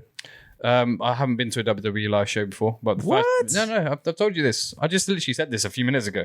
I have been to AEW All In in 2023. We went to All In, didn't we? I thought you were a couple of years ago. You definitely No, We saw CM Punk's last match in the promotion against Samoa Joe. we did. We saw threw the one up. He did, and left. now look at him. What a guy! Yeah, I think we'll be there. We're gonna have to be there. We're gonna be recording some content. We'll definitely get your go on the first WWE Love show. We'll get there. I think house shows were a lot more crowd interactive than TV shows. Like we went to one in Ireland, didn't we? Yes, at the 3 Arena. I actually really enjoyed that because we were front row. We were front and center. We were front row, and literally when all the spots were happening, and like someone would get drop kicked and they would roll outside the ring. So like Nia Jax was on the floor, and we were like, Get up, Nia. I'm pretty sure like one of us reached over and started slapping her on the back. Sorry, Nia. Sorry. We front rowing it this time. Yeah. Oh man, mate, it's another level. Fair, like house show front row isn't that expensive. It's not for house shows. It's definitely more affordable, and it's different because like the wrestlers like. They're a bit more fun. They're a bit more interactive. Yeah, they're kind of break. It's not on telly, so no, it's good. It's good. Break the fourth wall a lot more for sure. I got a selfie with Roman there. Yes. Yeah. You're gonna need to pull that up. Yeah. Selfie with Roman. Selfie with Strowman, Natalia, Titus O'Neil. Close up, so Seth Rollins was literally there. Yeah, all of them. Yeah, good seats. I've seen them before. I've got like an actual selfie with Roman. Yeah, I want to see that. Mate, where is it? Put it up right now. It's on my phone. You got a selfie with the tribal chief. Yeah, man. Yeah. Before he was the tribal chief. Back then, he was just some pussy. Yeah. He just come out of the Shield. He was everybody was hating him at that point. Yeah, nobody liked him. I was still backing him. Yeah, I know you backed him all the way. I was like, get rid of him, man. Move on. AJ acknowledged him from early. UFC Adam did not. No, I did not. AJ is a true fan. UFC then, AJ, man. What's occurring in the Ultimate Fighting Championship? Well, I guess we've come off a big card, to be honest. So it's more so just a bit of news. We had a fight night, obviously. We talked about the main event the last time. I tried to catch some of this live, actually. I made it through a decent amount of the way of the card, but it wasn't the best of cards, but it wasn't a great one either. Good to see it in an arena and not in the Apex. Yes, definitely, 100%. We're tired of the Apex. Completely different vibe. Just while we're at it, didn't they UFC announce that they're going to do less of them now? Yeah. I haven't seen, but they might have done. I think I saw somewhere. I think they're now just touching on what you said a couple of weeks ago about it being completely different, which is right, completely different experience. But I think they actually announced in the last few days. I think they've said that the Apex shows are going to reduce. Okay, I'm sure I saw it somewhere, which you called already. Yeah, I said that they should have started hanging them up after Apex or UFC Vegas 100. Yes, which is coming up, but. Yes, David Shaw. Oh, okay. Fewer Apex events in 2025. Yeah, they're coming out of it. Oh. Yeah, obviously they mentioned COVID as well. Well, I think they've had to listen to the fans now. It must be shown maybe in the ratings as well. I don't know. Plus, they're also going to make more. Well, I don't know if at first they were making more money because they were able to save money on the venue because they didn't have to pay for a venue. But at the same time, it's like, no, you don't get the gate. So production's a lot cheaper, I suppose. If one outweighs the other, it's worth doing for them. Yeah, but they're probably now finding it's going the other way. Yeah, they're doing all these stuff. Like even this here for this one because it was in Edmonton, so it was in Canada, right? And they were saying like, oh, this is one of the biggest gates that we've had out. That's not a US show, pretty much on a fight night. Right. They said. So that was a big statement, even though, and that's the thing, they still managed to break the gate record, even though it was a very hard. So maybe they're seeing the fact that they can make more money just by doing these shows. But the thing is, that means that you can't put on such lackluster cards because some of the ones that have been in the Apex, they're just not. They're not selling, but they don't need to sell the tickets, so they're not too fussed about who's on the card, if that makes sense, as long as they have a couple big names sprinkled in there or some reasonable. I mean, it was great during COVID. It was very enjoyable to watch, and when we had Gaethje and Ferguson in the Apex or on Fight Island, and that was. Well, to be fair, anything in COVID was good. Yeah. Just anything they could put out there. The fact that they could even do it, because I mean, they carried on in COVID, didn't they? In the Apex? Yeah, they did. I mean, they didn't stop. I mean, it's a bit like the football stopped. I think they stopped for about a month and a half. Okay. And then at that point, that's when testing first started coming in. Yeah. Right. So they had like you're watching like UFC Embedded and seeing people getting the swab up the nose and all that sort of stuff. Yeah. Dana was like, "Fuck it, I remember. I want an island. Yeah. Yes. I want a fucking island. I'm gonna buy an island." He had an interview, didn't he? Where he said, "I'm gonna buy an island and we're gonna fight on it." Yeah. What a guy. Yeah. What a guy. That's what it means. We want to keep going. Apparently, there was What a some move. sort of they got some eyes from people, executives at Disney who basically put a stop to that. They were like, "No, we don't want to do this." And then that's when he started being like, "Okay, we're gonna go outside the country then." What's Disney got to do with anything? I don't know. I think they had some sort of like stake with ESPN, who's obviously a partner with the UFC and all that sort of stuff. So Disney just has to ruin everything, man.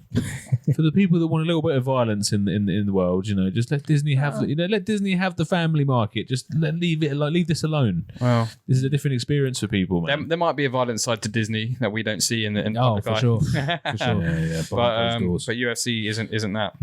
Yeah. So anyway, UFC Fight Night, Yes. Edmonton. The one of the ones that I didn't see, but I caught up on afterwards. Jack Shaw, our guy from Wales, he has been seen as kind of like a prospect. Everyone has been constantly rooting for him since he's been in the UFC. But unfortunately, he took an L. He had an arm in triangle from Yusuf Zahal out of Morocco. And yeah, it was kind of sad to see, to be honest, because Jack was doing really good in the first round. Favored to win. Yeah, people really, really like Jack Shaw. But to be fair, from what I've seen from Yusuf Zahal in his last couple fights, like he was, he's entertaining. To be fair, he's a good watch. So, he caught him with like a nasty knee. Right. So Jack was kind of leaning forward, going over his toes with like the punches, kind of maybe throwing as if he's going to go in for a takedown, and he threw his head straight into a knee, which took him down, and then he got wrapped up in an arm triangle and got subbed. Clumsy mistake. Yeah, pretty much. So Jack takes an L, loses a bit of steam. Oh, Jack. The Welsh boys had a bit of an L. Couldn't do it for the Brits, man. Was that on the prelim? Yeah. Yes, it was. Yeah. So yeah, that was the main thing and the only thing that I saw out of the prelim. Right. And then I sort of just went up the card. Jasmine Jasadivius was one of the other main ones that I saw that was quite a good performance. De Silva. Yeah, it was previously Ariana Lipski, Right. who's now De Silva. And she got a submission win over her. She wrapped her up in a DOS. Okay. She looked really, really good. So Ranked fighters, 13th for 14th. yeah, she's win. hoping to get herself further up in the rankings. Okay. And she's had a pretty consistent like steam train going. So I think she's got a good thing going for her. They always have her fighting in Canada, obviously because she fights out of Canada, but she's someone who I've been taking notice of. Are these rankings now updated based on Yes, Fight Night? they were updated. On Monday, they got updated, didn't they? Yeah, so she's 13 now. I Okay. think. At the time, she was 14. Oh, yeah. She's gone up by 1. Yeah. Okay, yeah. So not necessarily going to be in title contention yet, but definitely steps in the right direction. For her. Yeah. Absolutely. Yeah. Brilliant. And then, I don't want to break down each of these too much, but Erin Blanchfield and Rose Namajunas, that was one that we talked on one of the previous episodes because both of those guys, Rose has gone into a new weight class now. We thought that she was going to kind of propel herself up into the contenderships in This would have been a flyweight. fight. Thug Rose. Because The odds on this was very very slim either way, to be fair. Yeah, exactly.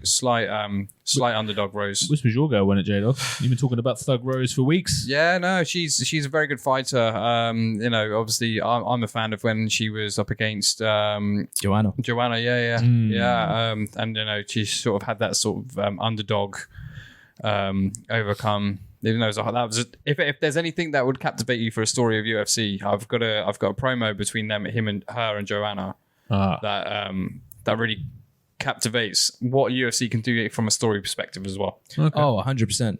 Because Joanna gives it hard. She's saying, "I'm coming for you. You're dead. I'm coming for you. Coming for your family. I hate you." Coming for your family. Pushing her, giving her absolute shit. Brilliant. And Rose just kept it quiet and just saved it all. It gave her fuel. Go as ham as you can. I actually built up a list. I'll have to share it with you on another time. I've been saying to you guys, maybe we should record some other just short content for outside of the podcast, stuff that we could share. Yeah. And one of the things was obviously when you were talking about some of the women's fights. So I had a short list of 5 of some of the best women's fights that are in there, and Rose Namajunas and Joanna Jędrzejczyk is actually on that list for me. So you're talking about top 5 fights or whatever. For women's fights that we're talking about. Well, let's do it. We can do it. We can do it on the next episode. Man. Yeah. We can just compile some lists. We can do a list episode. Yeah. So that was maybe that's a 10. Maybe at 10. A top 10. Yeah, we could do a 10. Top 10 or a top 5. We could do a 10. But we'll see if they all compare. I just thought if it's a case that you, because I actually want you to watch some of them. Mm-hmm. And yeah, that fight's definitely up there. But anyway, Rose, she was previous champion at strawweight. So obviously now she's in flyweight now. They were hoping that she's going to kind of propel herself up. So she'll be fighting against Valentina in this one. Erin Blanchfield was already kind of in that conversation before Alexa Grasso came and dethroned Valentina. And then they had their back and forth. They had their trilogy. Trilogy? Yeah, they had a trilogy. Yeah, trilogy. Because we were saying maybe it could have gone to a quadrilogy. But so Valentina is back at the top of the throne at the moment. And, you have Manon I can never say her last name. Manon Fiorot out of France. She was obviously in that title contention along with Erin Blanchfield. So it's kind of, they were all circling around there, but Erin got the win over Rose in the end this weekend. Ranked 3rd. So I think she's kind of, it depends who Valentina wants to choose pretty much. She's got the choices. Yeah. For sure. Grasso again. Nah. Her time has come and gone. I think Grasso could touch title gold again. I think she's one of the standouts in that division. She had a good year.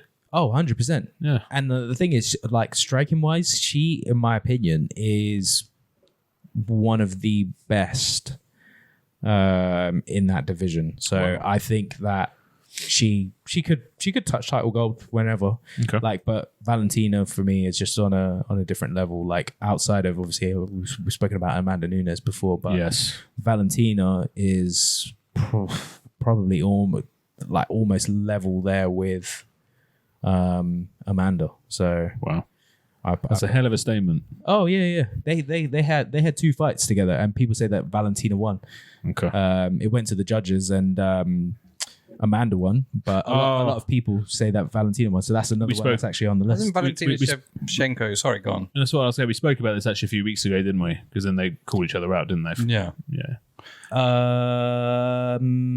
Who was this? Pena and when we're talking about Pena, different triangle. Yes. Yeah. Go on. Didn't Shevchenko once beat Rousey? Am I wrong? Or they fought, or she was around when Rousey was around. I think she probably just starting out, because she fought in some other. So weird to think about Ronda Rousey losing. I've just always there you go. Her as being a dominant woman in there, man. That was not. That did No, not I think happen. that's like a mock up. That one. They done the Nunes fought her, Right. Okay. but no, yeah, I know that Nunes fought her and beat her, but yeah. Valentina, she's basically waiting in the wings. She's going to decide whatever's going to be next for her. I think she's got a couple years left. And then when she hangs it up, any one of these girls can hold the title. It's just whether or not if it's going to be like what's happening at bantamweight. Just hopefully it won't be like a pass the parcel situation after Valentina leaves, but we'll see. It's a stacked division, though, isn't it? Yeah, but I think There's plenty of women that can take the mantle. I just think that Valentina's just that little bit like separates herself from everybody else. That's why she's champ. And main event. So main event, we had Amir Albazi and Brendon Moreno. So 2 and 3, and I think this was another one as well of Title contention. in that discussion again, yeah. But I mean, Moreno has been in that situation where he's had his fights against Pantoja already. So has Royval. So that's another one of those where it's an awkward stack up. I think they were hoping that Amir Albazi will win because then that'll be a fresh contender. Yeah. So Brendon Moreno was previously flyweight champion, wasn't he? Yes. Yeah. How long ago was that? When did he lose the belt? It was This year, no? He lost it to Pantoja. I think it was the year before. Literally, I think at the end of last year. Well, I've only ever seen Pantoja fight once this year in Mexico. He fought against Royval. Correct. Yes. Which he won. Yeah. And then No, that was 2023. 2023. Yeah, I thought so. Yeah. So it was that. Yeah. It was. It was mid last year. Yeah, midlife. July. My Yeah. goodness. Okay, I thought it was a little bit later in the year, but yes, do you see what I mean? Like you've got those last 3 fights is basically these guys are kind of just doing rotations right now. So they were hoping that Albazi was going to be a fresh fight. And Royval's recently just won at Fight Night as well, hasn't he? So maybe they do Royval. Yes. Yeah. So maybe they'll do a Royval Albazi fight. Maybe. And then maybe winner of that takes on Pantoja again. Yeah. Pantoja, perhaps. Well, Moreno's gone through a lot of people in that. Well, he's well respected in the division, isn't he? Well, Pantoja, they obviously wanted they kind of want to shake up the division. That's why they've got when you said about the creator fighter, but he's not a creator fighter. The guy from Ryzen who's coming over, who's going to fight Pantoja, and I think they just want another person who's just going to be in the mix to shake things up. It's probably the lightest division in terms of talent, though, isn't it? Realistically, when you look at all of them across the board, that's probably the one that needs some star power.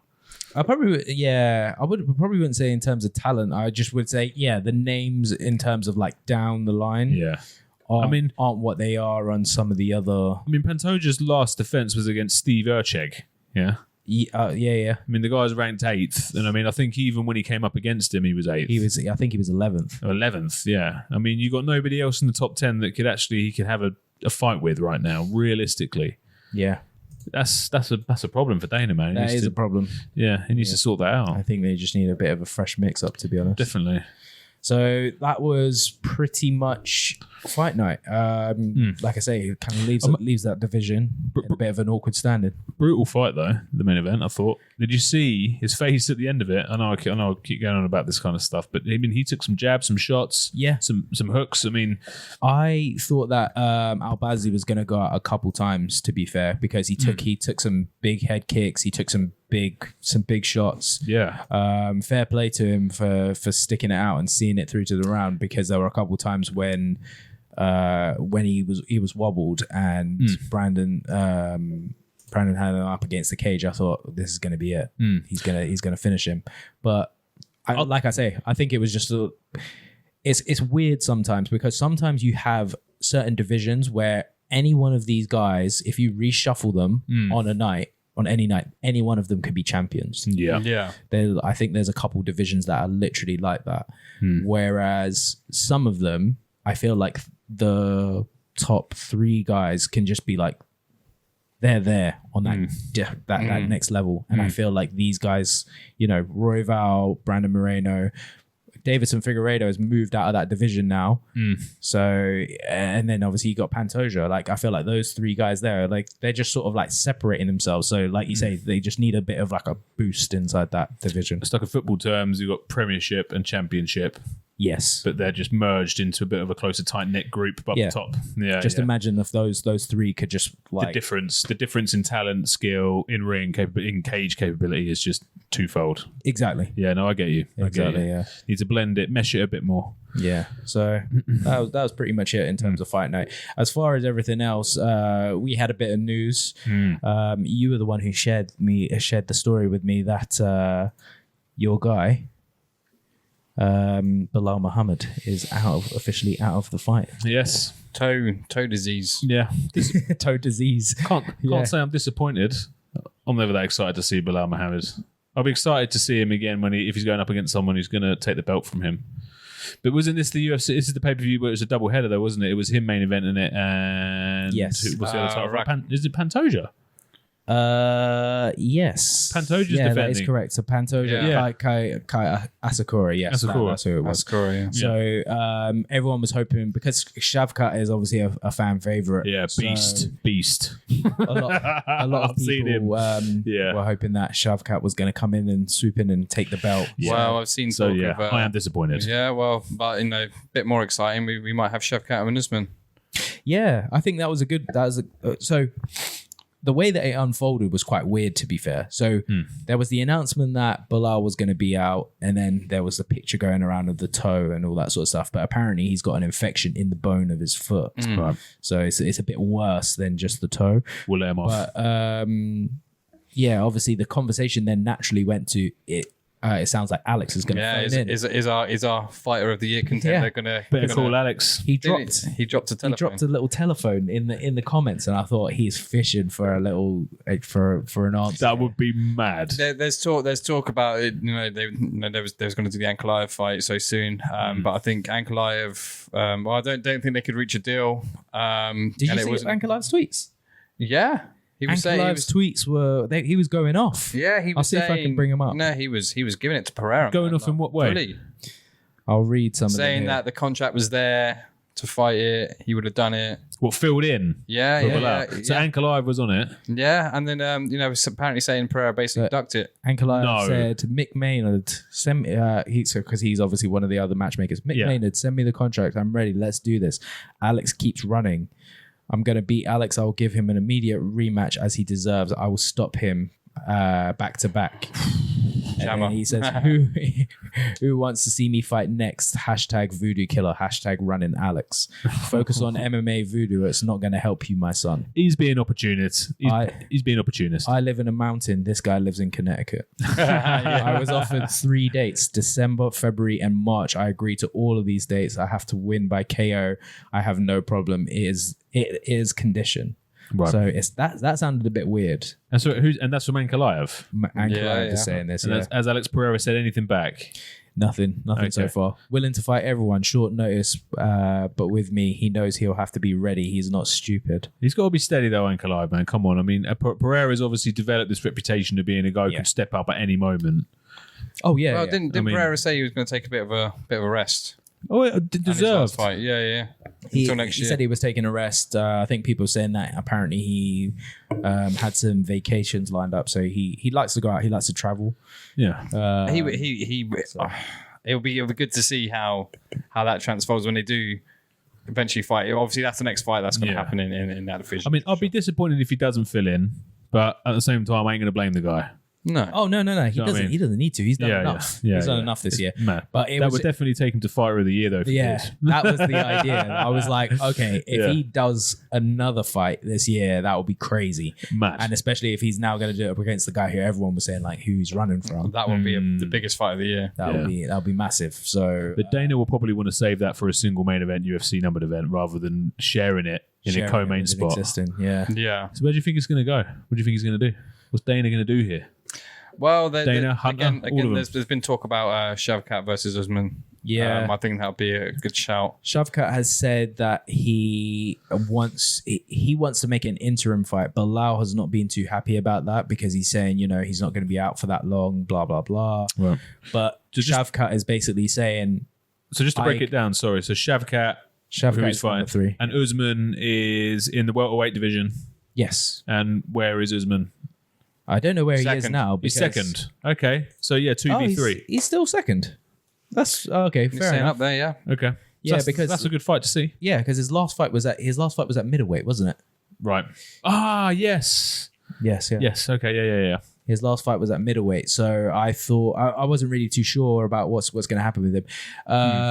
But if Usman wants to fight him and have his chance to get himself back in the title picture, because Usman was a fun champ when he was doing his thing, leading up to COVID and throughout COVID and stuff. So taking a few losses recently. There. Yeah. Oh no, what he done had a good run. his stint against Masvidal. That was an incredible knockout. His one against And that was, Masvidal, his one against Burns. That was his second fight against Masvidal as well. The first one is where Masvidal filled in at short notice. Yes, yeah, that was on Fight Island. That was Fight Island. And then Usman, the run for Usman was great. I think he's not had the best time since he obviously his loss to Leon. Well, 2 losses to Leon, and then he went to middleweight and he had his fight against Hamzat. Yeah. That was obviously a late replacement fight. He only had 2 weeks notice, but in my opinion, that should have been a draw fight because there was a point deduction. But Hamzat still ended up getting the win. So it is what it is, really. But in my opinion, his stock is still pretty high. So it's good that to see that he's number 2. He's 20-4, man. But 20 wins, 4 losses. I think that he'll be good to fit in a contendership slot up there. But I always like Usman fighting. He backs himself when he was champion. Yeah. No, it's always good to see Usman on the card for sure. Yeah. So if it does go that way. Again, it's another fight people like to see, don't they? They like to see him out there. He's a vet. He's a former champion as well. Fan favourite. He's obviously got that behind him as well. So you think they'll main event it with a Pantoja title match then? It will be a weird one because the thing is, if they don't boost Pantoja up to the main and have an interim being the main event over an actual title match, it's a bit of a slap in the face. To be honest. I wouldn't put it past UFC to do that though. Exactly. They're going to put the bigger name fighters. But even that they don't really back flyweight guys. Even though flyweight guys can put on some bangers of match, like some really really good matches. UFC have been kind of notorious with the guys who are in that division. So we'll see. Really, do you think it warrants having an interim fight? We don't know how long. We don't know how long Bilal's going to be out for, but he's got an infection in the bone of his foot. How long is he going to be out for realistically? Depends how quickly they get rid of the infection. Yeah. And depends on the severity of... Probably early next year. Bone infection, how can you get an infection on your bone? It's got to come from somewhere, right? So I don't know. I'll have to give the doctor there might be some underlying things that you never know. Yeah, so... But I wish him a speedy recovery for sure. Yeah, definitely. I'm sure we'll get there. But I don't know, the interim fight, I mean, look, Dana's there to sell tickets, isn't he? He's there to put butts in seats. Yeah. A big name will do that for him underneath the Pantoja main event, which probably, is subpar at best because it was going to be a co-main anyway, wasn't it? Bilal was headlining. Yeah. People like Shavkat as well. And I think Usman has a following of some kind as well. Usman was that guy where it was fun to hate him. But then when he actually was quite dominant in COVID, people actually started to like him. Yeah. Right. So he sort of turned that crowd. So I think he has a bit of a backing because people know how good he is, but people also know how good the potential of Shavkat is. So that fight can still sell, even though Bilal's not there and there's not a title there. I just don't know whether or not if it warrants having a interim belt slapped on it, because interims sometimes feel a bit overdone, and then if you end up having a weird situation like how you have with Tom Aspinall. Yeah, but that was warranted because John Jones was going to be out for a year plus. Yes. That's true. I think you're right. I think you need to have probably a time limit on it based on doctor's advice. So if a doctor sees the injury, sees the guy and says, right, he's going to be out for 6+ months, probably then slap an interim in. But I think anything less than that, rest, heal up, just like any other injury. And then you'll have to defend within. I think 6 months is a fair window, to be fair. Yeah, because you'd expect to have a fight within a 6 month window, wouldn't you? Well, sometimes you have a lot of people who obviously only fight like once a year, to be honest. Pantoja. No, not even just Pantoja, but you got Islam. Islam Makhachev, yes. Islam is another one. Yeah. Some of these guys, it'll be nice to see them a bit more active. Yeah. But Can't I think be that Pereira. if you're going to be out for 6 months, and that's out for 6 months, not even we've got a fight booked for you in 6 months' time. I think that's kind of the time of. You should start saying, interim. They need to set some of these, make some hard rules, because they change it up for everybody. They change, like, sometimes they don't give it that long and they're just like, we're doing an interim fight, and then other times it's like, no, they're coming back, and they drag their feet. Yeah, they try and keep hold of the champion. I suppose it depends how the landscape of the divisions look. Really, they probably just tailor it to make, obviously, so it suits their ticket sales, their cards they've got coming up, just to make sure they put on the best product they can. I don't think there's any exact science to it. Opinion.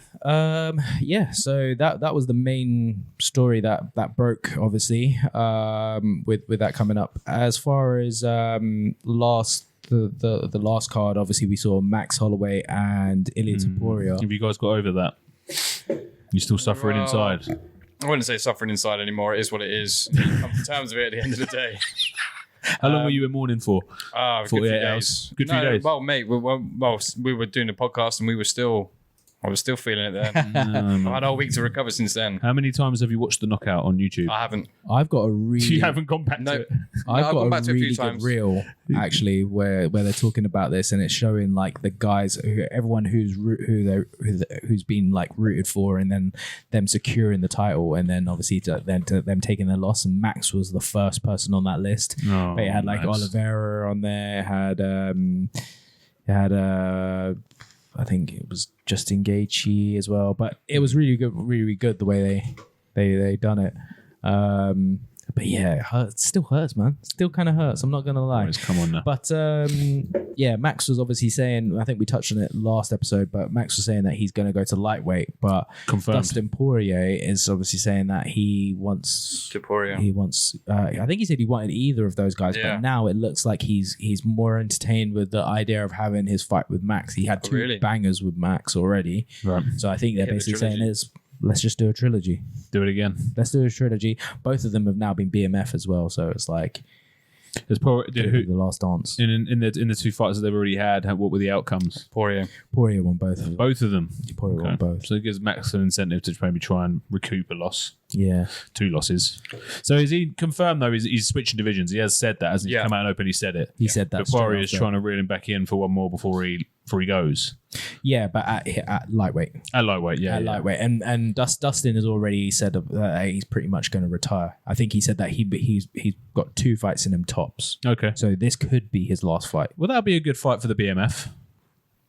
I think that'll be a good Yeah. one. I That's think that'll about be time. another like a fan favorite. Like, Yeah. there's some fights that are just literally more entertaining than a title fight. Like, Yes. Well, all the I BMF think- fights are entertaining, aren't they? They've all been great, man. They have been, some of them have been good. I wasn't really a fan of the original one. The original one was a bit for me. Because maybe they hadn't figured out what it was supposed to be yet, hadn't evolved yet into what BMF actually is all about. Yeah, and I think Nate Diaz wasn't the most like super active guy at the time. It wasn't a bad motherfucker. Going It against was more of a niche. It was meant to be a one and done, wasn't it? yeah, That's what they said going at the time. against Masvidal, who obviously had a couple fights. He obviously had the viral thing with Ben Askren, and then he had a couple shots at the title against Usman. Yeah. he had a bit of momentum, and then you just sort of had like Nate Diaz, who's like obviously a fan favorite, and he's like Terminator. He never ever goes down. He never like stops. Oh, he's a bad motherfucker. But He'll always be the champ he's not without like, being the champ. yeah. I think he's just past his prime pretty much. No, absolutely. But yeah, I think BMF have just done some of those good, just overall entertaining matches of just, they're not for anything except for almost being like a people's champ. It's like a people's champion belt, Yeah. pretty much. It's another Yeah. title to put on someone, but yeah, they're entertaining, as you say. People's champion belt, a little bit of a flashback to when The Rock presented the title. with Masvidal and Well, he introduced it, and didn't he? The Rock brought it in. Yeah. He put the belt. I think Masvidal asked for him to put the belt around him, and I think that sort of got the ball rolling. I think as far as everything else goes, that has been the main stories pretty much for UFC. I don't really have much else to cover. Not much else to break. What's upcoming this weekend is another fight night. Who's main event in that? Neil Magny. Magny and Paratas. Magny and Paratas back at the Apex again. Ooh, back at the Apex. Cody Garbrandt. Who have we got? So we go up ranked 15th. Forget us. So he's just trying to break into rankings. Yeah. I've seen Paratas this year already. Yeah. Cody Garbrandt and Miles John. Both unranked. Joe Mishiat against Renia Derrida is going to make his appearance. I'm interested to see what's going on there. Create a wrestler again. He's the one who came from one championship. So when we brought up the belts earlier. Good. He's a kickboxer guy. The women's fight, Gillian Robertson against Luana Pinheiro. 14th and 13th. And the Mansour So a few unranked and fights. Mansour Abdul Malik against Dusko Todorovic. Okay. Interesting card. Todorovic. See what comes out of that. Todorovic. But then I think next week is going to be all about the build towards 309 in it, which we'll obviously cover in detail when we get there. That's the big boy. But yeah, all right, boys. Well, that's it. Anything else you wanted to discuss, J-Dog? Anything else you wanted to add on UFC? Or are you covered? I think I am covered. You're covered. I think we need to start talking about our plans, whether or not if we're going to do, like we say, the live show. Also, we're talking about the WWE show in March. So, That's they're going to be going in sale. We'll be in there for that. Well, I think the first live thing we'll go to will be Box Park for the Rumble. We'll do that again. That's not live, but that's just an event. We'll go to that. Yeah, let's do a quick T-shirt check. What you got there? I've got some whack Instagram brand. No. But it's got Stone Cold. You've got the goat on there, man. It's got Stone Cold on the front. Yeah, man. no, it's got Stone Cold on it. It's just, I like the just print. I like the print. It's like the vintage. Look at him just brushing off that. Recently, we just had a discussion on who was the goat. And he's like, yeah, it's just He's got Cold, the man. goat. He's got the goat on his T-shirt, man. Just like we got Stone Cold at the front. I'm rocking the Ric Flair. I'm rocking the Ric Flair Puma collection. And I am rocking a plain jumper. Yeah, but you've come straight from work, Jadal, so you're allowed. Rushed here for the cause, man. Thank you for getting here on time. Thank you very much. It's always fun. All right, boys, we had another fun week. We'll pick up next week. Signing out. Locking off. Catch you next week. Peace.